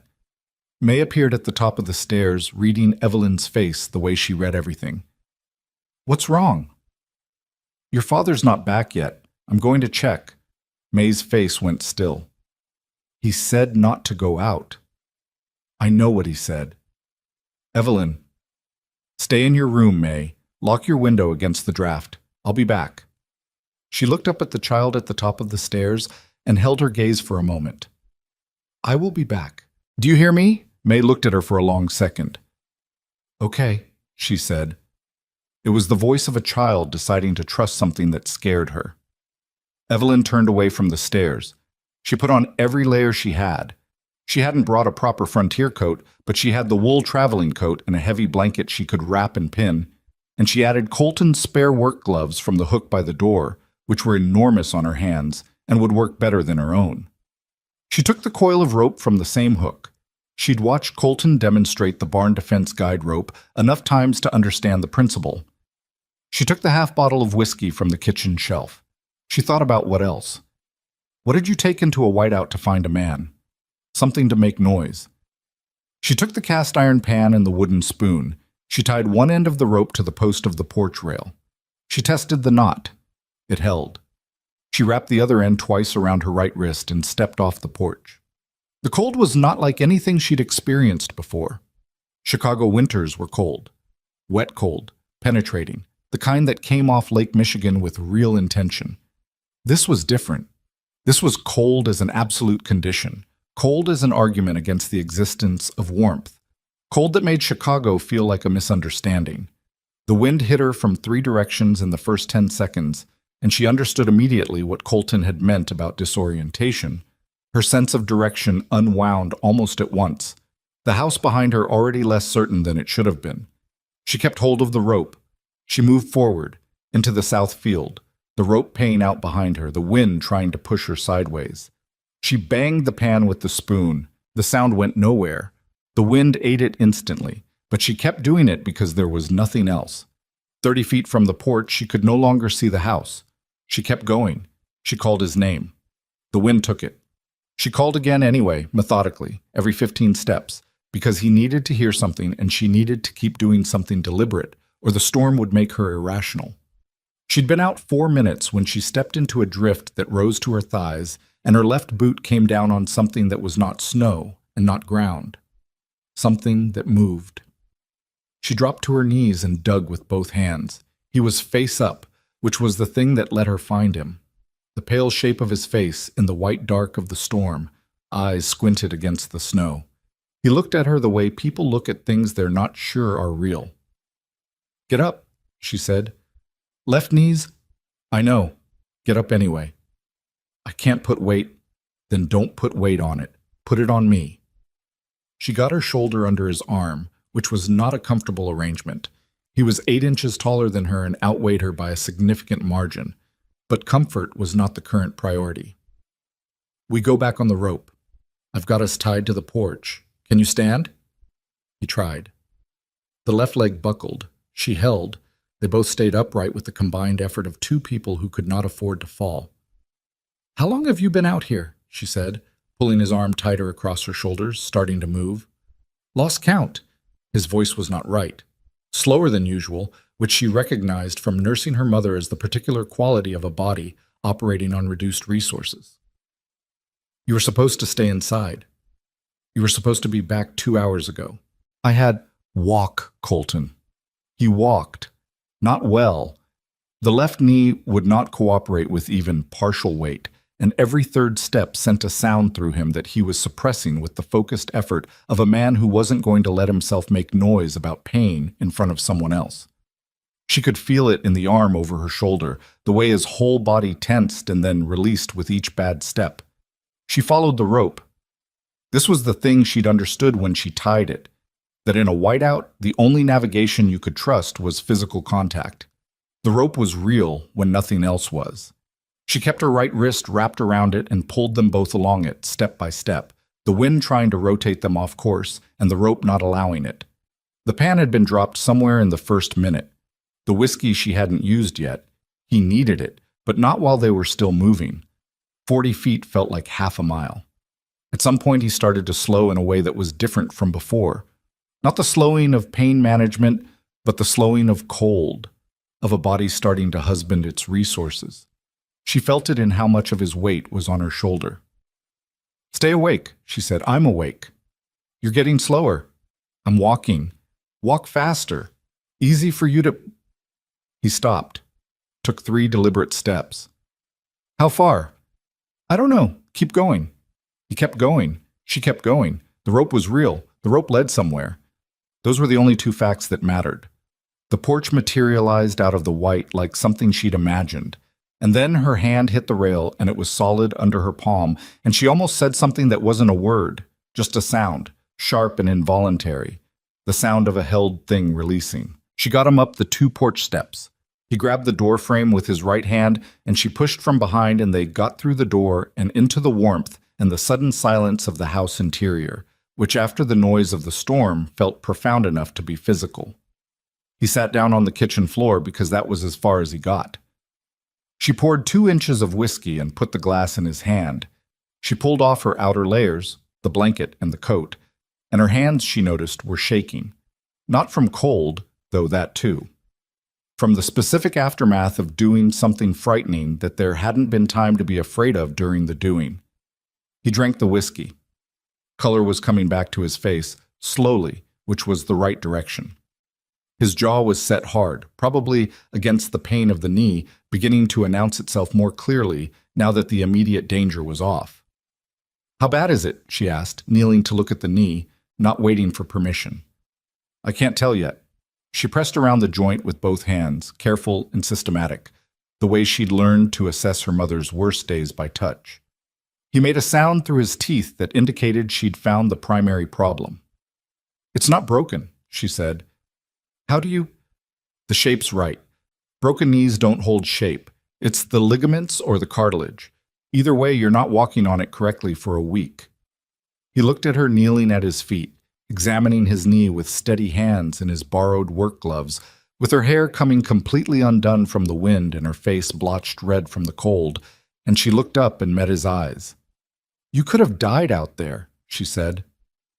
"I know. The horse knocked you down and you lost the rope and you were 40 feet from frozen." She said it without heat, factually, but not easily. There was something underneath the facts that was not entirely controlled. "You understand that?" "I understand that," he said. "May would have saw—" She stopped. She pressed her lips together. She was not going to finish that sentence in a way that was fair to either of them. "She'd have had you, but—" he said. Evelyn looked at him. Her expression did something she probably wasn't intending. Shifted, open, showed something underneath the composure that had been there since the train platform. Not breakdown, not fragility. Something more specific. The look of a woman who had tied herself to a rope and walked into a whiteout and found what she was looking for, and was now sitting in a warm kitchen having feelings about it that she had not scheduled for today. "That's a strange thing to say," she said. "It's an honest one." She looked at him for a moment more, then looked away, back at his knee. "You need to be off this for a week. I'll tell Denny." "Denny knows that—" "I'll tell him," she said again, same tone, final. He let her. He was tired in the deep body way that came from cold and pain and the particular exhaustion of almost becoming a serious problem for the people who'd have had to deal with the aftermath. He leaned against the kitchen cabinet and let the warmth work on him and watched Evelyn Ashcroft move around his kitchen, getting the second blanket from the chest by the fire, heating something on the stove, talking to him in that low, even voice about ordinary things, because she seemed to understand that what he needed right now was ordinary things. She was not asking for thanks. She probably wouldn't. He filed that away with everything else he'd been filing about her, in the drawer that was getting full. Above them, footsteps crossed the ceiling. May, who had apparently stayed in her room exactly as long as her patience held and was now moving toward the stairs. They both heard it at the same time. "She's coming down," Evelyn said. "Let her." May appeared in the kitchen doorway in her nightdress, took in the scene, her father on the floor against the cabinet, Evelyn beside him with a blanket, both of them snow-damp and kitchen-warm. With the particular calm of a child who has been afraid and found that what she feared has not happened. She crossed the kitchen and sat down on Colton's other side, against his right shoulder, and said nothing. He put his arm around her. She leaned into him with the settled weight of someone who has found the place they intended to be. Evelyn watched them from 2 feet away, her hands wrapped around the warm cup she'd made for herself, her hair loose and wild from the storm, her expression doing the thing it had done that afternoon when he'd found her reading to May by the fire, that unguarded look of a person who has arrived somewhere unexpected and found it real. The storm ran itself against Silver Bow Ranch for the rest of the night, and the house held against it, same as it always had. But something inside it was different now than it had been that morning, and all three of them felt it, and none of them put it into words, because some things were not words yet and didn't need to be. Colton sat with his back against the cabinet and his daughter against his shoulder and let the warmth come back into his hands. Across from him, Evelyn drank her coffee and looked at the window where the storm pressed white and indifferent against the glass, and she looked like a woman who had made a decision out in that field. Not about the rope or the direction or the rescue, but about something older and harder than any of that, and had come back in from the cold with the decision made. He didn't ask her about it. He didn't need to yet. He thought about the trunk upstairs, iron-bound and locked, full of whatever it was full of. He thought about Chicago money and people who wanted something that belonged to her, and arrangements made to make her impossible to find. He thought about everything she'd done since she stepped off that train in a coat that didn't belong on a ranch. The chickens and the biscuits, and the 5-day nursing of a sick child, and the cold morning arithmetic of a woman hitting a wall and choosing to go forward anyway. And then tonight, a rope tied to a porch rail, and a cast-iron pan in a whiteout. He thought about all of it, and understood that the question he'd been asking since the train platform, "Who are you exactly?" was already answered, even if the details weren't. Whoever she'd been in Chicago didn't matter as much as he'd thought. He knew who she was here. He was off the knee for 6 days, which was 4 days longer than he would have chosen, and 2 days shorter than Evelyn thought was reasonable. The argument about this began on day 3, when he came downstairs before breakfast, moving with the careful, compensated gait of a man who had decided that a knee was a suggestion rather than a load-bearing requirement, and found Evelyn at the stove with her back to him and her attention apparently on the eggs she was managing, except that she said, without turning around, "You're supposed to be in bed." "I've been in bed for 3 days, which is why you should stay there for 3 more. I have a ranch to... Denny and Trace have the ranch." She turned around. She looked at his leg and then at his face, and her expression was the one she used when she'd already decided something and was giving him the opportunity to arrive at the same conclusion on his own. "Sit down." "I'm not sitting down." "Colton." "Evelyn." They looked at each other across the kitchen, the way they'd been looking at each other with increasing frequency since the blizzard, directly, without the careful management of the first weeks, to arrive at the same conclusion on his own. "Sit down." "I'm not sitting down." Colton. "Evelyn." They looked at each other across the kitchen, the way they'd been looking at each other with increasing frequency since the blizzard, directly, without the careful management of the first weeks. 2 people who had moved past the stage where they were still deciding what the other one was. "Your knee is not right yet," she said. "If you work it wrong now, you'll set it wrong permanently, and you'll feel it every winter for the rest of your life. Sit down and eat breakfast, and then go back upstairs and I'll bring you the ledger books, since I know you're going to lose your mind if you're not doing something." He sat down. He did not say anything about it, but he sat down, and she turned back to the eggs with the controlled expression of someone choosing not to acknowledge a victory. May came in from upstairs with her hair still uncombed and looked at her father at the table and Evelyn at the stove and said, "Is he supposed to be down here?" "No," Evelyn said, "but he's here." "Yes." "Did you tell him to sit down?" "I did." May looked at him with the solemn assessment of a child watching a known pattern confirm itself. "She's going to win," May told him. "She always wins these." "She doesn't always win," Colton said. "Name one time you won," May said. He could not, off the top of his head, produce an example, which he found mildly humiliating and which May received as confirmation of her analysis. Evelyn served the eggs and said nothing, which was its own form of commentary. The ledger books worked, more or less. He spent 2 more days upstairs going through accounts that needed attention and writing a list of repairs the ranch required before spring in order of urgency. And Evelyn brought him coffee and occasionally sat in the chair near the window while he worked, reading or mending, not talking much but present in the way that had stopped feeling strange and started feeling like something he'd miss if it were gone. On the 5th day, he came down for good, and nobody argued about it because the knee had found most of its stability and the argument was finished. What had changed? And he noticed it consciously for the first time on that 5th morning, watching Evelyn move through the kitchen with the practiced confidence of someone who had made herself at home in a place by increments of competence and care, was that the house felt different again. Not in the way of December's small adjustments. Something more fundamental had shifted since the blizzard. The careful distance they'd both been maintaining, the particular guardedness of two people who had agreed to share a life but hadn't yet agreed to trust each other with the weight of it. That was thinner now. Not gone, but thinner. He sat at the kitchen table and drank his coffee and watched her work and thought about the trunk upstairs and thought about what she'd told him. I come from money, and there are people who want something that belongs to me. And thought about how little of that he'd pushed on, and why. He hadn't pushed because she hadn't been ready, and because he'd had enough of his own things to manage without making her secrets his emergency before they were. But the blizzard had changed the arithmetic. She'd walked into a whiteout with a rope and a cast-iron pan and his work gloves, and she'd pulled him out of a snowdrift with her bare hands and one arm, and she'd gotten him back to the house on the guide rope she'd tied herself. He'd been 40 feet from dead, and she'd gone looking anyway, it was not nothing. It was in fact the kind of thing that rearranged what you owed each other.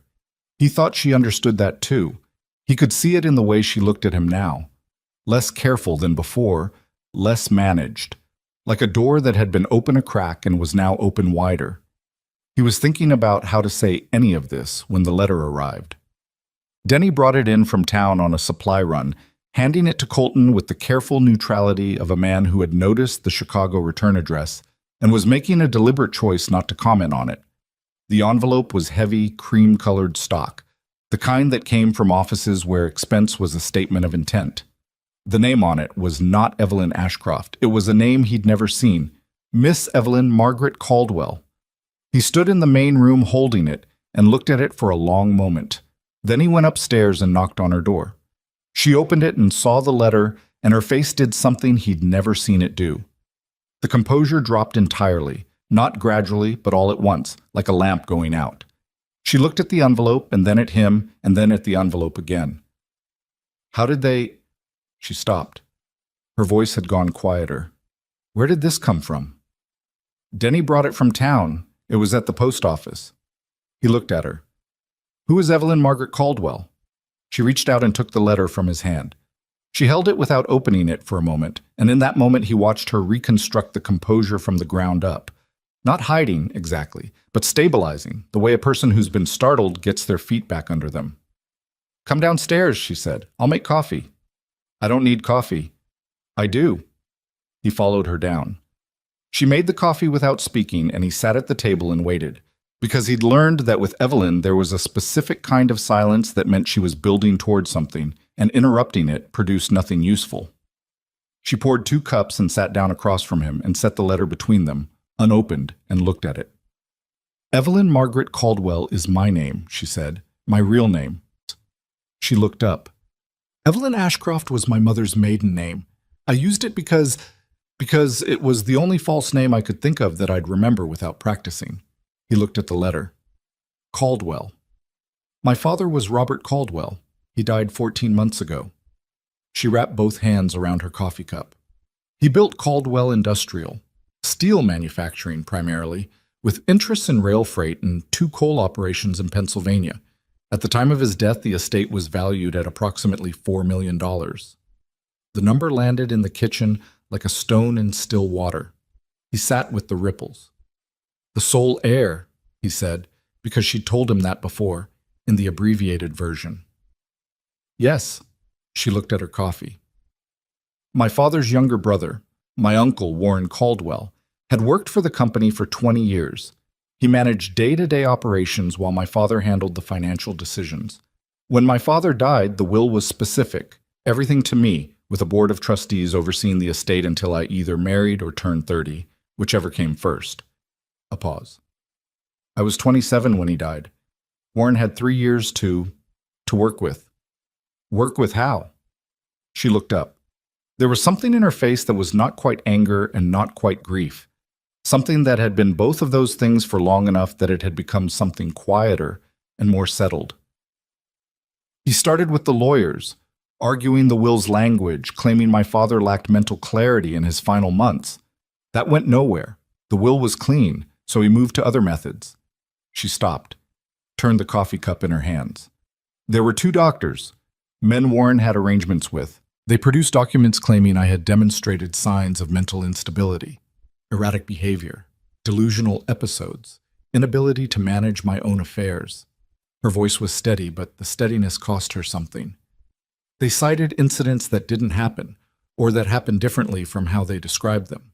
A dinner party argument that became, in the documentation, a violent outburst, a period of grief after my father's death that became, in their language, a sustained inability to distinguish reality from imagination. Colton looked at her and did not look away. They were going to commit you. They had the paperwork filed. She said it the way you say something you've lived with long enough to say without breaking. If I had stayed, I would have been declared legally incompetent within 60 days. Warren would have been appointed guardian of the estate. Everything my father built, everything he intended for me, would have gone into the hands of a man who couldn't wait 3 years to get it honestly. The kitchen was very quiet.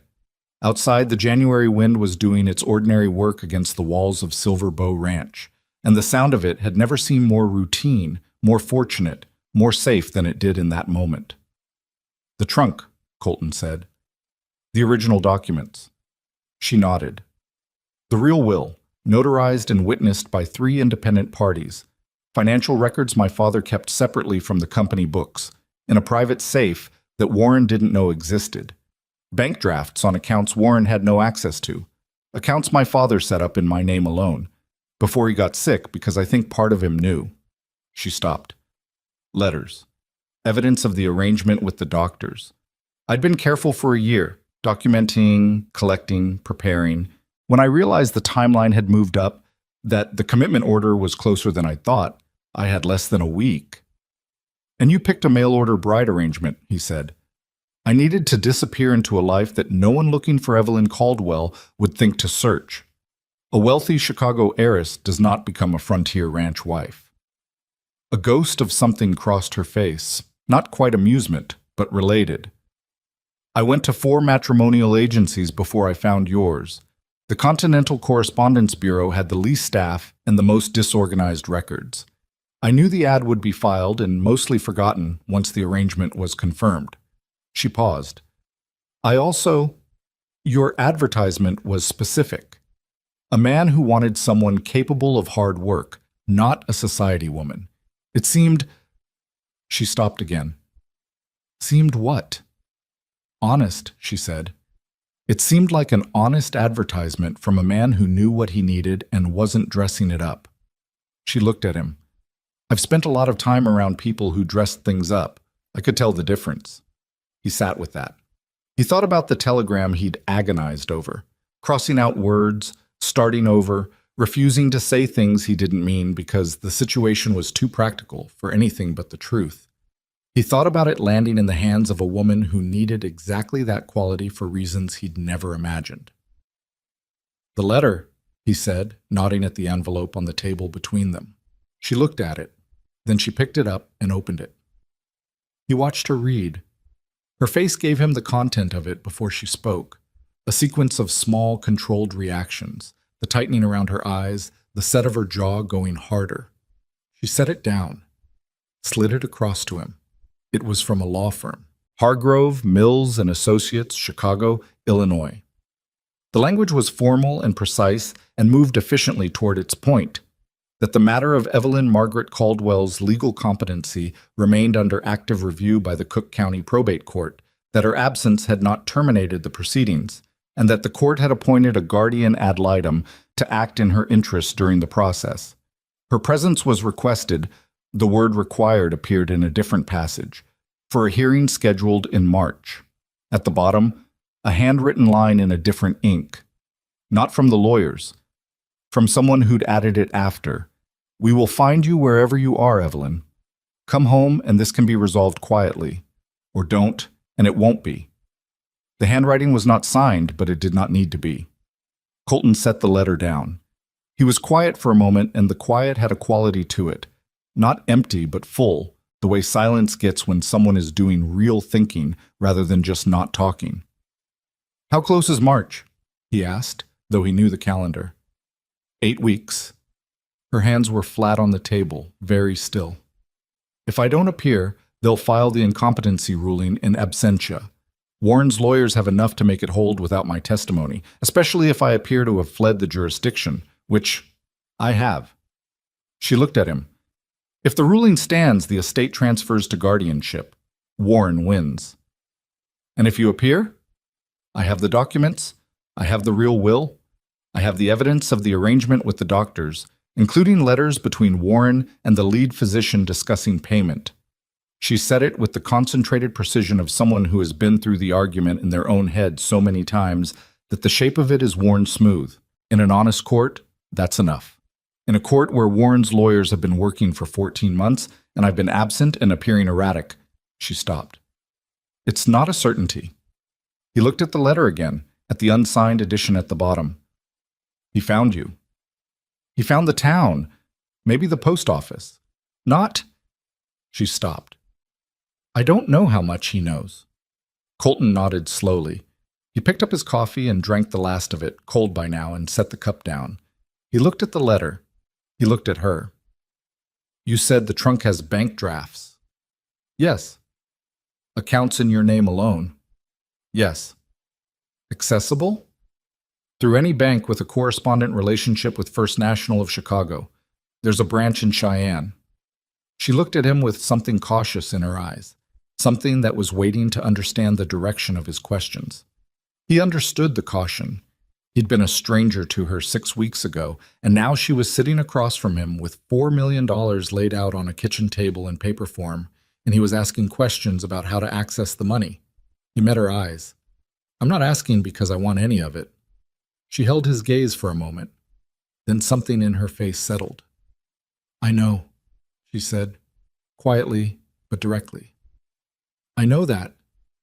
"I'm asking," he said, "because if Warren Caldwell has found the town, he's found you for practical purposes, and we need to understand what we're working with before March." "We." The word sat between them. Neither of them commented on it. "The documents are sufficient," she said. "In an honest proceeding, the question is whether Warren's reach extends to the court." She looked at her hands. "My father had a lawyer, Thomas Greer. Independent, not connected to the company. He was the one who drew up the real will. I haven't contacted him since I left because any communication to Chicago was a risk. But he's the one who would know the state of the proceedings from the inside. Can you reach him without it going through Warren? If I wrote to his home address rather than his office?" She thought about it. "It's risky. Warren may have eyes on his mail. Riskier than walking into a March hearing blind?" She looked at him. "No," she said. "Then write the letter." He stood up because his knee was stiff from sitting and also because there was an energy in him now that needed movement. He walked to the window and looked out at the January field, still snow-packed from the blizzard, iron-gray sky above the Laramie Range. "Write it today. We'll get it to Cheyenne with Denny on the next run, not the local post office." "Colton." He turned around. She was looking at him with an expression he'd seen once before, briefly, in the kitchen when she'd come back in from the cold after the blizzard. That unguarded thing, the dropped composure, something real underneath showing itself. "You don't have to do this," she said. I didn't arrange this to put you in the middle of a legal battle with a Chicago industrialist. I came here to disappear, not to—" She stopped. "This is my problem, not yours." He looked at her for a moment. He thought about the rope tied to his porch rail. He thought about May's rag doll with the gold thread. He thought about 6 weeks of mornings and chickens and stew and the sound of a woman reading to his daughter by firelight. "It became mine," he said, "when you walked into the storm to find me." She didn't respond to that. She pressed her lips together and looked at the table, and he could see her processing it. The arithmetic of what was owed and what was offered and how to reconcile those two things when they didn't add up in the ways she expected. Besides, he said, May likes you, and May's hard to impress. She made a sound that might have been the beginning of a laugh and stopped it. She looked up. Her eyes were brighter than usual, which he noted and said nothing about. I'll write the letter, she said. Today. Today. He nodded and walked back toward the kitchen door, and then stopped. He turned. Evelyn. She looked at him. The trunk, he said. You should know. I need you to know. I've never once thought about what's in it in terms of what it would mean for me, or for the ranch. He said it because it was true, and because she needed to hear it said plainly, without decoration, in the way he said things that mattered. Whatever's in that trunk belongs to you. Whatever you decide to do with it, that's yours. I'm not... He stopped, looking for the right words, which didn't come easily to him but mattered enough to look for. I'm not interested in your inheritance, Evelyn. I'm interested in what happens to you. The kitchen was very quiet. That's a strange thing to say, she said, which was what she'd said in the aftermath of the blizzard, almost the same words. I seem to say strange things around you, he said. You do. She looked at him steadily. But they're usually true. He left her there and went to find Denny because there was work and also because he needed to be moving.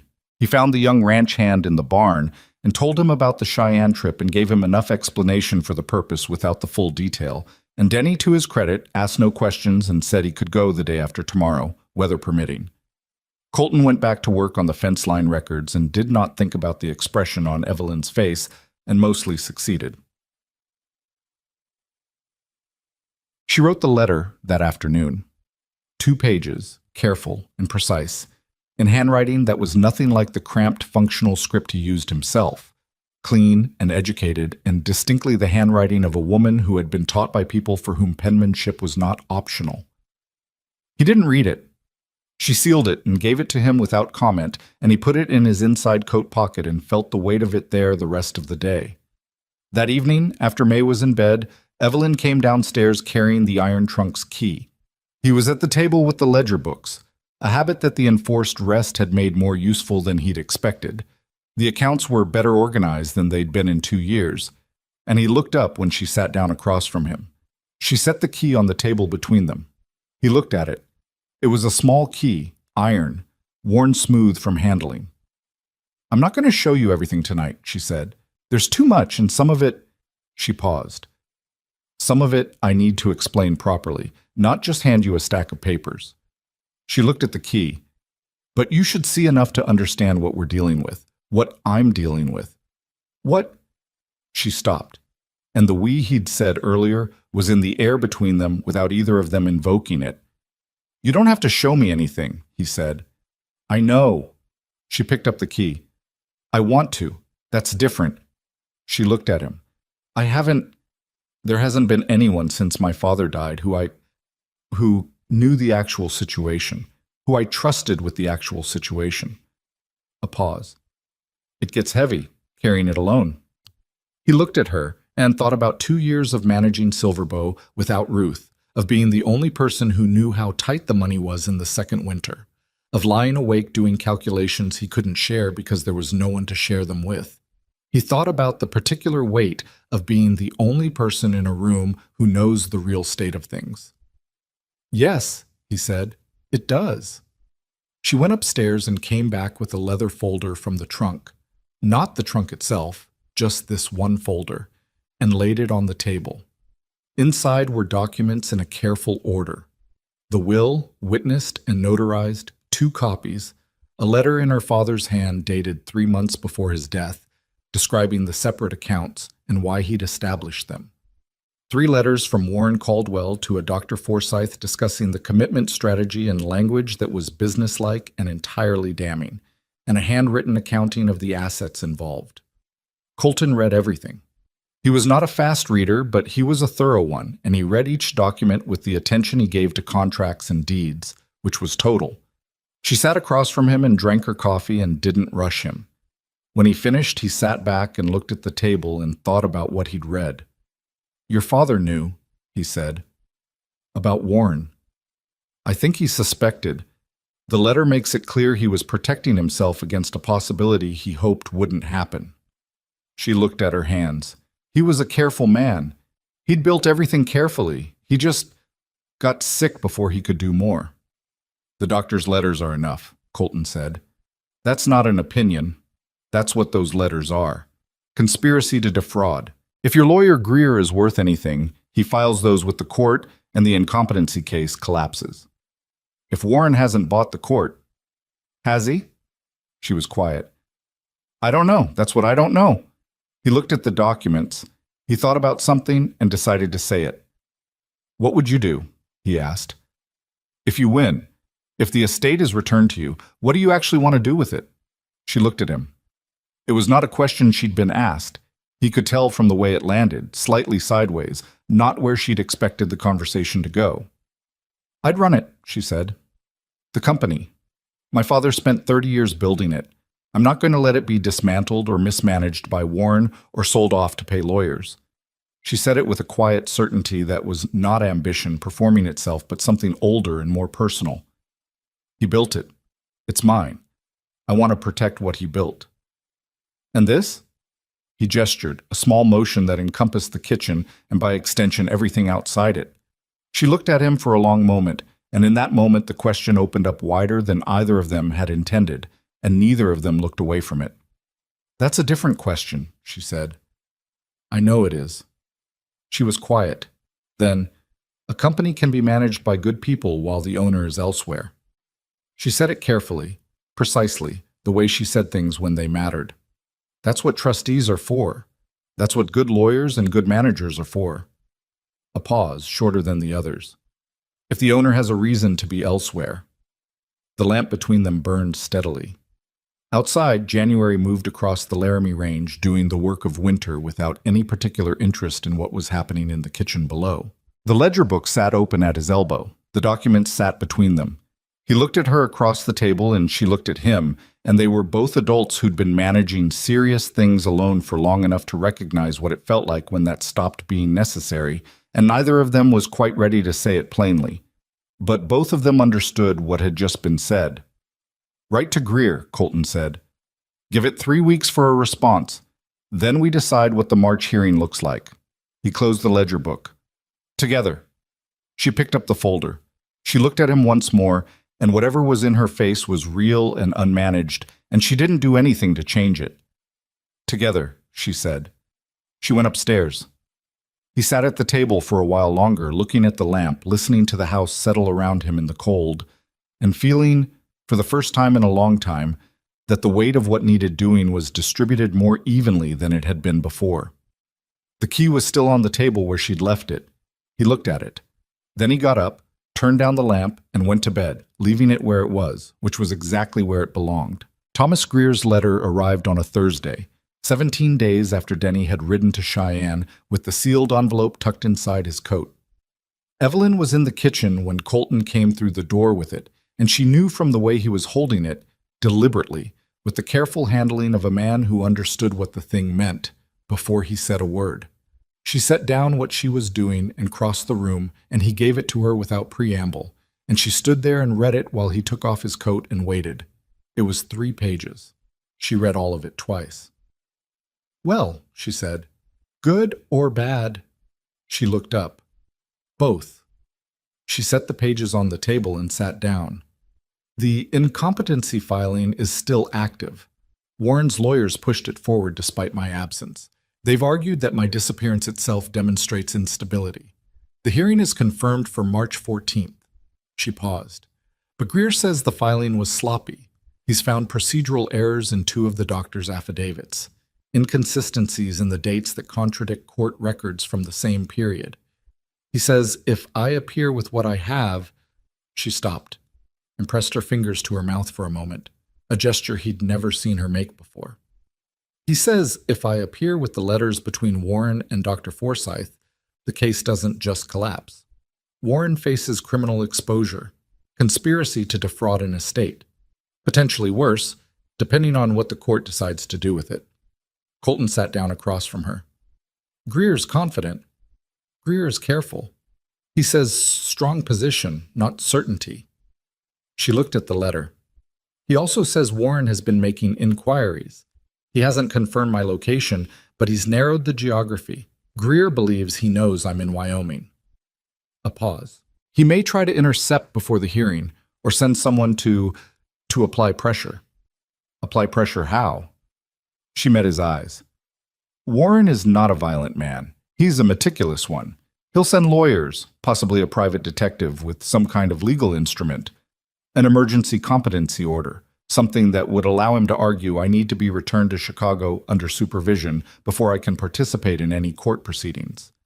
She said it calmly, but the calm was the working kind, the kind built on top of something less settled. If that order reaches a local judge and the judge signs it, I could be removed from Wyoming before March. He looked at her for a long moment. When does Greer think Warren will move? Soon.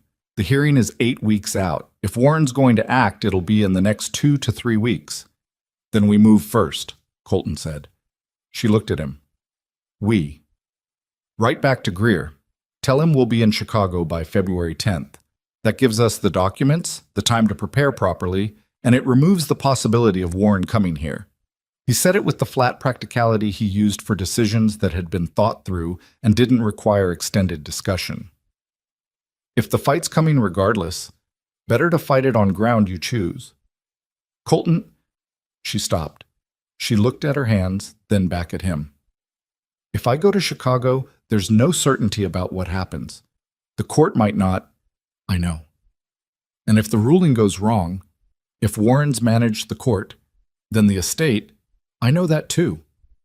You'd be going to Chicago for a legal battle that has nothing to do with you. He looked at her steadily. We've been through this conversation. Not about Chicago. The version we had was enough. He stood up. Write to Greer. Tell him February 10th. She watched him move to the window, stand there looking out at the February fields. The snow still heavy, the sky the flat white of midwinter, Silver Bow Ranch going about its ordinary work in the cold. She watched his back and thought about the question she'd asked herself every day since she'd stepped off the train in November. What kind of man did I arrange myself to? She had the answer by now. She'd had it since the blizzard, maybe earlier. She just hadn't let herself look at it directly. She wrote to Greer. He told May that night, after dinner, sitting at the kitchen table with the lamp between them and Evelyn at the stove pretending to be occupied with the cleaning up, which she wasn't particularly, because she was listening. We're going to Chicago, he said, the three of us, for a few weeks. May looked at him. She had her father's quality of absorbing information before responding to it. Not slow, just thorough. For Evelyn's thing, she said. For Evelyn's legal matter, yes. May looked at Evelyn's back, then back at her father. Is someone trying to take something that's hers? Yes. Are we going to help her get it back? That's the idea. May thought about this with the seriousness she applied to consequential things. Good, she said, not dramatically, just as a verdict. She picked up her fork. When? 10 days. I've never been to Chicago. Neither have I, Colton said. May looked at him with the expression she used when adults admitted things she considered surprising. You've never been to Chicago? I've been to Denver, Cheyenne. Chicago's much bigger than Cheyenne, Evelyn said from the stove without turning around. I know that, Colton said. There's a lake, May said. I read about it. It's like an ocean except it's fresh water. Lake Michigan, Evelyn said. She turned around and something in her face was different, looser almost. It's very large and very cold in February, and you can't see the other side of it. May found this remarkable. Like the sky, but water. Something like that. May nodded, accepting this as settled. Can we see it when we go? If there's time, Evelyn said. She looked at Colton. Something passed between them across the kitchen. Not a word, not even a full expression, just the particular kind of look that develops between two people who've been in close proximity through hard things and have started communicating in the shorthand that comes from that. He nodded once. She turned back to the stove. May ate the rest of her dinner with the thoughtful expression of someone adding a lake the size of an ocean to her internal map of the world. And Colton drank his coffee and thought about what the next 3 weeks were going to look like. And outside, the February wind moved across the Laramie Range the same way it always had, indifferent and steady and completely unbothered by the plans of the people beneath it. Denny and old Trace would manage the ranch. This was not in question. Both of them had done it before. During the 2 weeks, Colton had taken May to see a doctor in Denver the previous year. He went through everything with Denny the morning before they left: the cattle rotation, the feed inventory, the fence section on the eastern line that was holding but needed watching, the particular temperament of the barn roof over the west stall that would need attention if there was significant snowfall.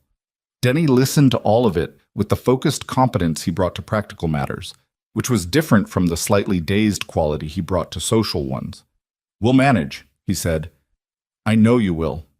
Colton paused. "If anyone comes asking about the property while I'm gone, anyone from out of state, lawyers, anyone asking questions about Mrs. He stopped. Evelyn was still Ashcroft here, legally, until she wasn't. "About anyone here, you don't know anything. You're ranch hands. You manage livestock." Denny looked at him with the careful expression of someone who had put more of the situation together than he'd been explicitly told. "Understood," he said. Old Trace's farewell to Evelyn was characteristic of Trace in every particular. He appeared beside the wagon when she was loading her bag, stood there for a moment, and said, "The brown hen's going to need the corner nesting box. She's been favoring it. Make sure Denny knows." Then he walked back to the barn. Evelyn looked at the barn door for a moment. "That was about the chicken," she said. "That was Trace saying goodbye," Colton said. She looked at the barn door a moment longer. Then she picked up her bag and put it in the wagon. Chicago in February was everything Wyoming was not. Not better or worse, just categorically different in a way that hit you physically. The density of it, the noise, the smell of coal smoke and lake wind, and 10,000 people going somewhere at speed. May stood on the platform at Union Station and turned in a slow circle with her eyes wide, absorbing it the way she absorbed everything, systematically, without panic, just cataloging. "It's very loud," she said. "Yes," Evelyn said. She was standing straight, her traveling coat on, her expression different from any version of it Colton had seen in Wyoming. Not harder, exactly, but more armored. Chicago Evelyn. The version that had learned in rooms where the wrong answer had consequences. He watched the shift happen and understood it was necessary, and felt, for the first time, the full weight of what she'd left behind when she'd walked onto a train in November with an iron-bound trunk and a false name. Thomas Greer met them at the hotel. He was a precise man of 60 with the specific manner of a lawyer who had been practicing long enough to have stopped performing confidence and started simply having it. He shook Colton's hand with the assessing directness of someone filing information quickly, and he looked at May and said, "You must be the young lady I've heard nothing about," which was his way of acknowledging that May's existence had been kept out of all correspondence for safety reasons. "I'm May Hayes," May said. "I'm 7. We have a ranch." "So I understand," Greer said. He looked at Evelyn. "You look well." "I am well," she said. "What's the current state?" He opened his briefcase. They talked for 2 hours in the hotel sitting room, Colton and Evelyn across from Greer, May in the corner chair with a book Evelyn had brought for exactly this purpose. The situation, as Greer laid it out, was this. The hearing was confirmed for March 14th before Judge Alderman Cross of Cook County Probate. Warren Caldwell's legal representation had filed 4 supporting affidavits from the 2 doctors and 2 additional witnesses, household staff from the Caldwell residence, who claimed to have observed Evelyn's erratic behavior in the months following her father's death. The estate's temporary administrator, appointed by the court, had been methodically consolidating assets in ways that would make unwinding the arrangement complicated, even if the competency ruling was overturned. "Warren's been busy," Evelyn said. "Warren's been thorough," Greer said. "There's a difference. Busy makes mistakes. Thorough is more careful, but..." He opened a folder. "The letters between Warren and Dr. Forsyth are more damaging than I'd anticipated when you described them to me. The 3rd letter in particular is explicit about the arrangement. Forsyth asks what he should include in the diagnosis, and Warren tells him, in writing, that is not a careful man making a mistake. That is a man who believed he was operating in a context where the letters would never surface. Because he believed I didn't have them, Evelyn said. Because he didn't know about the private safe. Greer looked at her. Your father was a very careful man in the end. Something moved across Evelyn's face. Quick, private, contained. Yes, she said. He was. Colton had been quiet through most of this, listening, building the picture. Now he asked, the judge, Cross, is he clean? Greer looked at him with the appraising expression of a man revising an initial estimate upward. As far as I've been able to determine, yes. Cross is old-school probate, meticulous and not particularly interested in being maneuvered. He's ruled against Warren's procedural motions twice already, which Warren's lawyers filed to delay access to the estate documents. He paused. That's actually encouraging. A bought judge doesn't rule against the buyer on procedural matters. When does Warren know we're here? Evelyn asked. He may already. He has people watching the train stations. Then we have less time than I hoped. We have exactly as much time as we have, Greer said, which was his version of, let's keep moving. Check. Warren moved on day 2. Not with violence. Colton had understood from the beginning that this was not that kind of fight, and Evelyn had been right about her uncle. Meticulous, not brutal. What arrived at the hotel on the second morning was a legal notice, hand-delivered by a courier who waited in the lobby for a signed acknowledgement of receipt. The notice was from Warren's law firm, citing an emergency petition to the court for immediate protective custody of Evelyn Margaret Caldwell pending the competency hearing, on the grounds that her removal from the jurisdiction and failure to respond to previous communications demonstrated an ongoing inability to act in her own interests. Greer read it over breakfast and said, he filed this yesterday, before he knew you were here. This is a preemptive move, not a reactive one. He's been planning it. Can it hold? Colton asked. Not if we respond today. The emergency petition requires a hearing before a judge can sign the custody order. If we appear before Cross this afternoon with Miss Caldwell present and demonstrably in command of her faculties, the emergency designation fails. There's no emergency if the person in question is sitting in a courtroom coherently discussing the matter. Greer was already putting his papers together. Get dressed. We're going to court. May stayed at the hotel with the arrangement and strict instructions. Something Colton handled, kneeling in front of her in the hotel hallway with his hands on her shoulders. We'll be back by dinner, he said. What if you're not? May asked. Then we'll be back after dinner. May looked at him with the expression that meant she was doing the real calculation underneath the surface one. Is Evelyn going to be okay? I think so. You don't know for sure? No, he said. I don't know for sure, but Greer's a good lawyer and Evelyn's got the documents and the judge seems honest. He looked at her. Sometimes that's all you can do. Have the right pieces and trust the process. May considered this. That seems insufficient.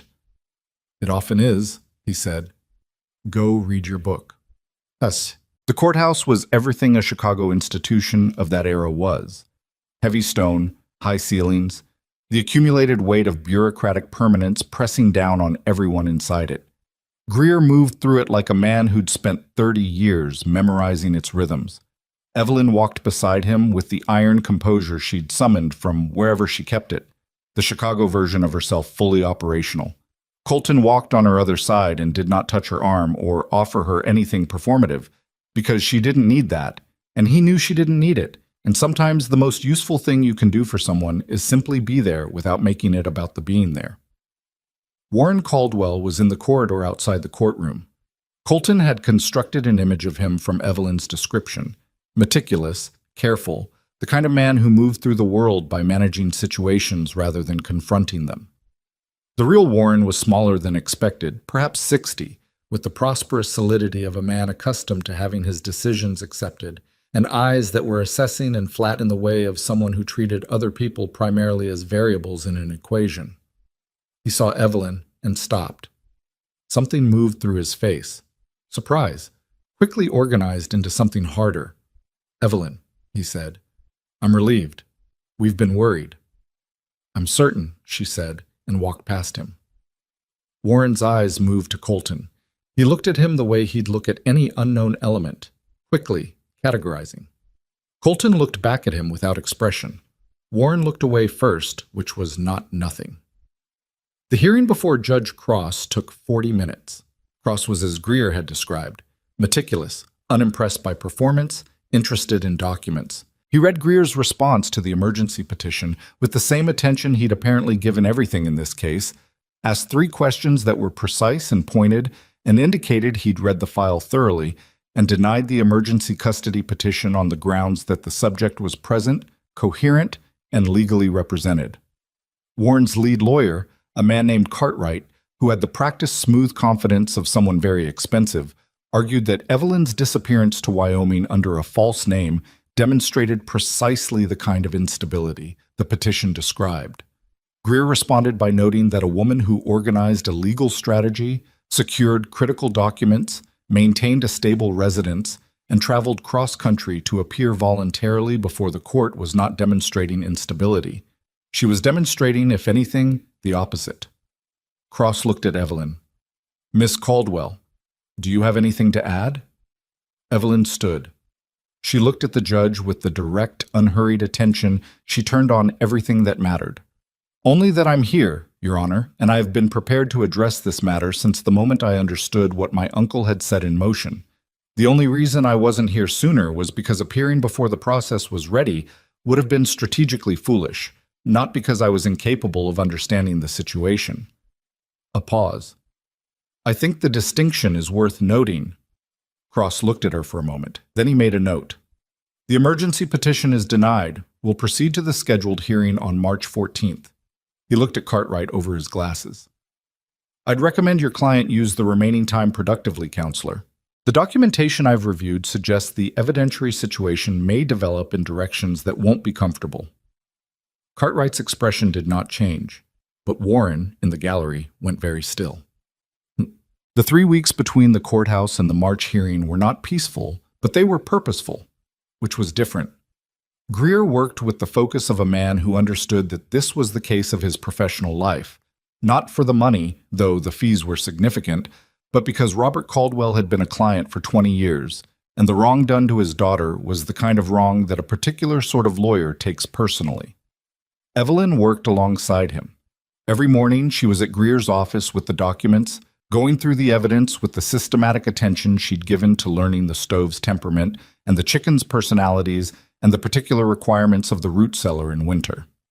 Colton came some mornings and not others, because there were days when the legal work needed her full attention without the complication of his presence, and he was a man who understood when to be there and when to let someone work.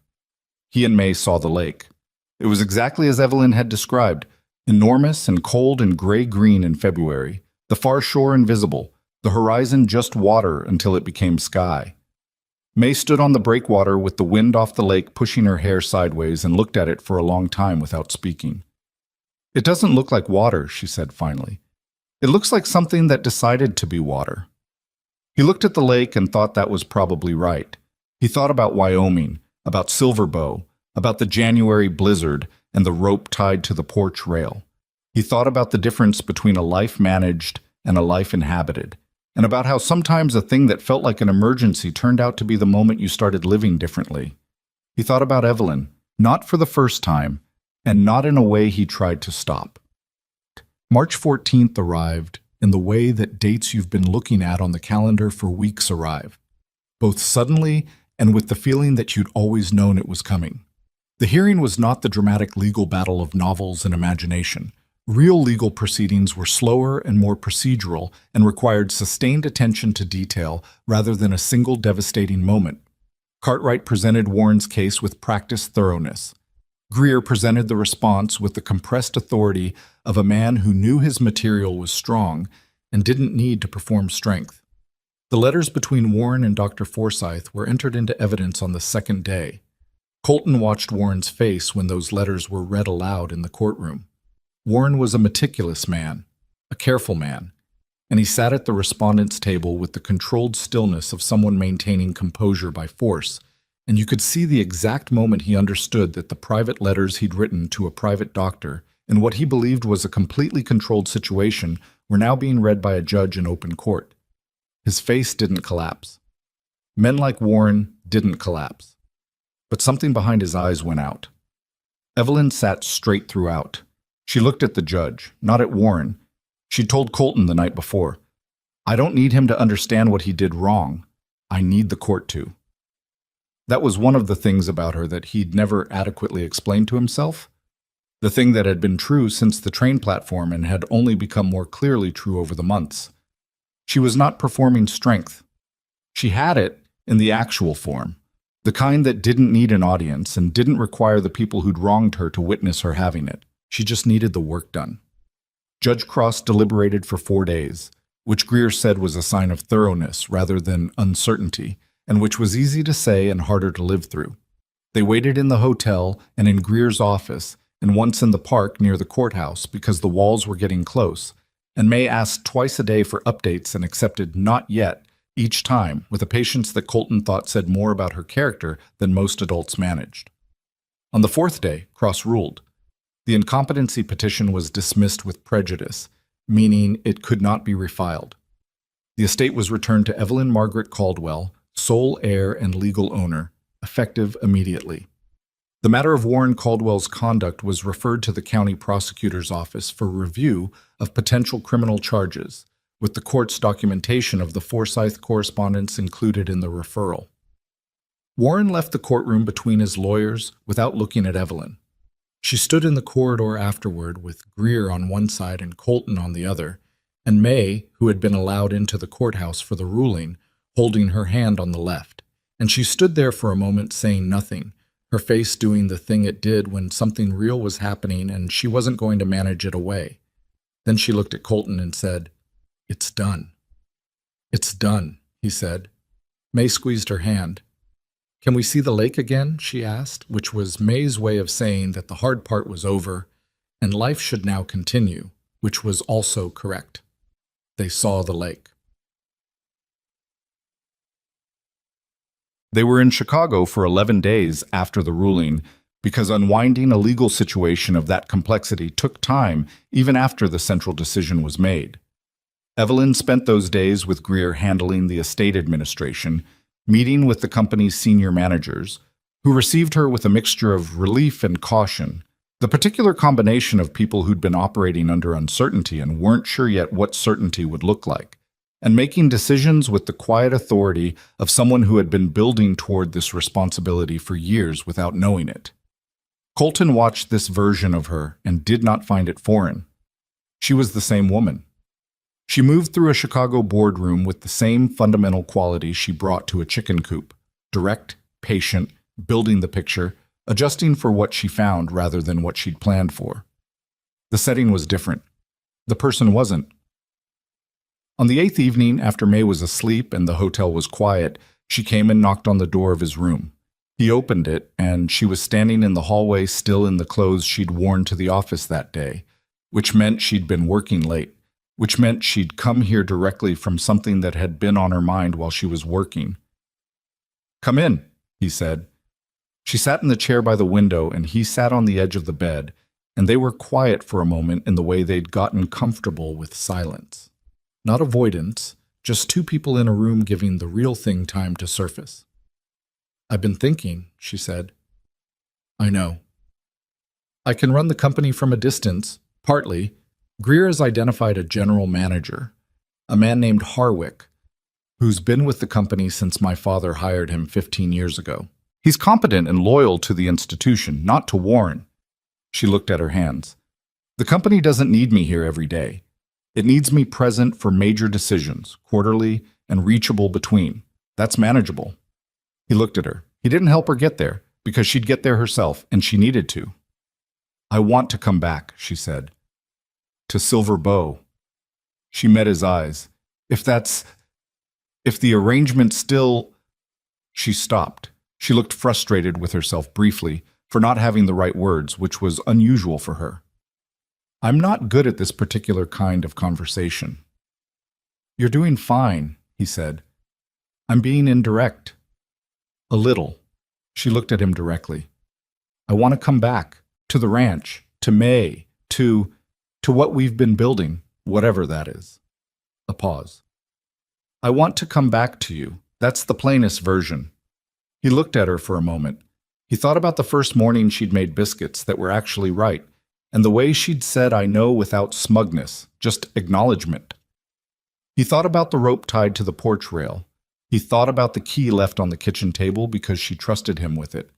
He thought about all the ways she'd earned Silver Bow and all the ways Silver Bow had earned her. The arrangement, he said, was never really the right word for it. She looked at him. What's the right word? I don't know yet, he said. But I know what I want, if you're asking. I'm asking. I want the same thing you do. He said it the way he said things that mattered, flat and direct and without decoration. I want you to come back. I want whatever comes after that. He paused. May's already decided for what it's worth. Has she? She asked me last week if you were going to stay, or if you were going to go back to being an heiress full-time, and when I said I didn't know yet, she told me that would be unfortunate because you'd finally gotten the general sorted. Evelyn laughed. It was the real laugh, the one that came from somewhere undefended, and it lit up her face the way the gold thread had caught the lamplight that first night. Something you didn't expect to be as beautiful as it was and then couldn't unsee. I did sort the general, she said. You did. She looked at him, and he looked at her, and they were both adults in a hotel room who'd come through a long winter and a legal battle and the particular intimacy of crisis, and they knew what they were to each other by now, even without the ceremony of it. We should probably get married, he said, which was not the most romantic formulation, but was honest. She looked at him with the expression she used when he said something that arrived sideways from where she'd expected it. Probably, she said. Before we go back. Here, with Greer as witness, or in Laramie where people know us. Laramie, she said without hesitation. At the ranch, if it's possible.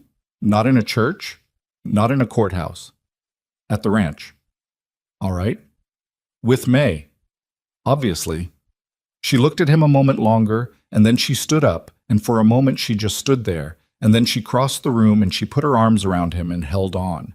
Not dramatically, not with any performance of emotion, just a woman holding on to something she'd stopped pretending she didn't want. He put his arms around her and held back, and the hotel room was quiet, and outside the lake made its indifferent, enormous presence felt through the window glass. They were married on the ranch the third week of April, on a Thursday because it was a working day and they were working people, and there was no point in pretending otherwise. The snow had mostly gone from the lower fields, and the Laramie Range had that particular early spring look of something deciding to become something else. The ceremony was conducted by the county justice of the peace, a practical man named Burl Hastings, who'd married 40 couples in his tenure and had developed the precise efficiency of someone who understood that the legal business was 5 minutes and everything else was up to the participants. Marta Hennessy cried, which surprised Colton, though he didn't say so. Denny stood very straight, as though standing straight was a form of formal participation. Old Trace wore a clean shirt, which for Trace was equivalent to formal wear. May stood beside Evelyn in the dress she'd asked specifically to wear, the blue one, her good one, and held the small bunch of wildflowers she'd gathered from the edge of the lower pasture, and she held them with the seriousness she brought to things that mattered. After Hastings was done, May looked up at Evelyn. "Now you're staying," May said. "Now I'm staying," Evelyn said. May nodded with the satisfaction of someone whose prediction had been confirmed and whose position has been thoroughly vindicated, and went to find Denny to tell him about a new theory she'd developed regarding the nesting habits of barn owls. The iron trunk stayed in the house, not upstairs in the bedroom, not in a locked room somewhere. It sat in the main hallway, against the wall near the foot of the stairs, unlocked now, and containing mostly papers and a few practical things. The documents were with Greer in Chicago, properly filed, no longer needed as emergency provisions, but as the ordinary records of a woman's inheritance, which was what they'd always been supposed to be. May, at some point in May, pushed the trunk against the wall and put a cushion on top of it and started using it as a bench when she took off her boots. Nobody suggested this. She just started doing it, the way children repurpose things without ceremony. And after a week, it was just the bench by the stairs, the way the herbs in the kitchen were just the herbs, and the repaired curtain was just the curtain, and the line of stones on the windowsill was just how the windowsill looked. Evelyn saw it one afternoon and stood there for a moment, looking at the trunk with a cushion on it and May's muddy boots beside it, and said nothing. But her face did the thing it did. Colton was behind her. He didn't say anything either. He just put his hand on her back briefly and went through to the kitchen. Bosham. Here is what that year taught, if it taught anything worth carrying forward. People arrive in our lives wearing the wrong labels all the time. We look at them, what they're wearing, where they came from, what they're carrying, and we make our determinations before we've watched them show up 2 mornings in a row, before we've seen what they do when something's broken and needs fixing, before we've seen who they are at 3 in the morning when the fever's high and there's nothing to do but stay. We're looking at the envelope, not the letter. Evelyn Ashcroft arrived in Wyoming wearing the wrong coat for the territory, with a trunk nobody could account for and a past nobody could see, and every instinct in Laramie County filed her under doesn't belong here. And they were right, in the narrow sense. She hadn't come from here, didn't know the land, burned the biscuits, and lost to a chicken for 3 weeks. She was all of those things. She was also the woman who tied a rope to a porch rail and walked into a whiteout because someone she'd known for 6 weeks was somewhere in the white and wasn't back yet. Not because it was heroic, because it needed doing, and she was the one there to do it. That's the thing nobody talks about when they talk about strength. It's not the absence of fear. Evelyn was afraid. She'd been afraid since Chicago, afraid of Warren and the courts and what it meant to have the people closest to you try to unmake you. She was afraid in that blizzard. She went anyway. Because what you do when you're afraid is the actual measure of you, not what you do when it's easy. And Colton Hayes, who was practical to his bones and careful with his trust, and had spent 2 years managing a grief he hadn't named out loud once. That man watched a woman fail at cooking and get scratched by a chicken, and read to his daughter by firelight, and fix an old doll with gold thread. And somewhere in all that ordinary accumulation, he stopped asking who she really was and started seeing it. Who she really was right there the whole time. It's usually right there. Silver Bow Ranch did not become a paradise after the wedding. The fences still needed mending. The winters were still hard. Cattle still got sick, and crops were still at the mercy of weather that didn't negotiate. And money had its tight months and its easier ones. And Evelyn and Colton still argued sometimes about the ranch, about decisions, about the small territorial disputes that arise when 2 people with strong opinions share a life. She still had weeks where the company in Chicago required her full attention and his patience. He still had his silences, his long stretches of the interior kind of solitude that she'd learned to recognize as his process rather than his distance. But they'd already been through the storm, literally and otherwise. And there is something that comes from having survived the worst thing you can imagine surviving together. It's not comfort exactly, because comfort can be taken away. It's more like knowledge. You know what the other person is made of. You know it in your hands, in your bones, in the particular way you walked back through the snow with their weight on your shoulder and the rope in your hand. That knowledge doesn't make life easier. It makes it possible. May grew up on Silver Bow Ranch knowing 2 things without ever being told them directly. The first was that home wasn't a place you were born into. It was a place you made, with work and persistence and the willingness to look stupid, learning things you didn't know. The second was that the people worth trusting were not the people who were perfect when things were easy. They were the people who showed up when things were hard and didn't make a production of it. She learned those things from watching her father and from watching Evelyn, from the years of mornings and winters and the ongoing negotiation of a family that had been assembled by circumstance and held together by choice. By the time she was old enough to understand what she'd been watching, she'd already absorbed it completely. The iron trunk became a bench.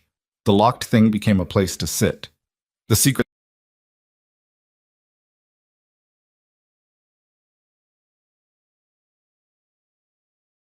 needed more rest, that's for sure.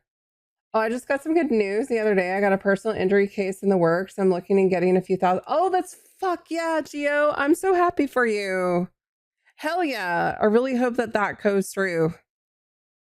I really hope it does for you. Many good vibes your way. I really hope the law is on your side with this. Fucking better be. You need a good win. I would fucking love this for you.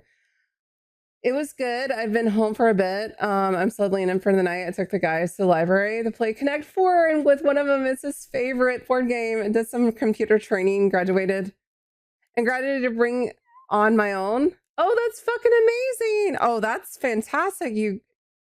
You're able to bring them on your own. That is, I love that.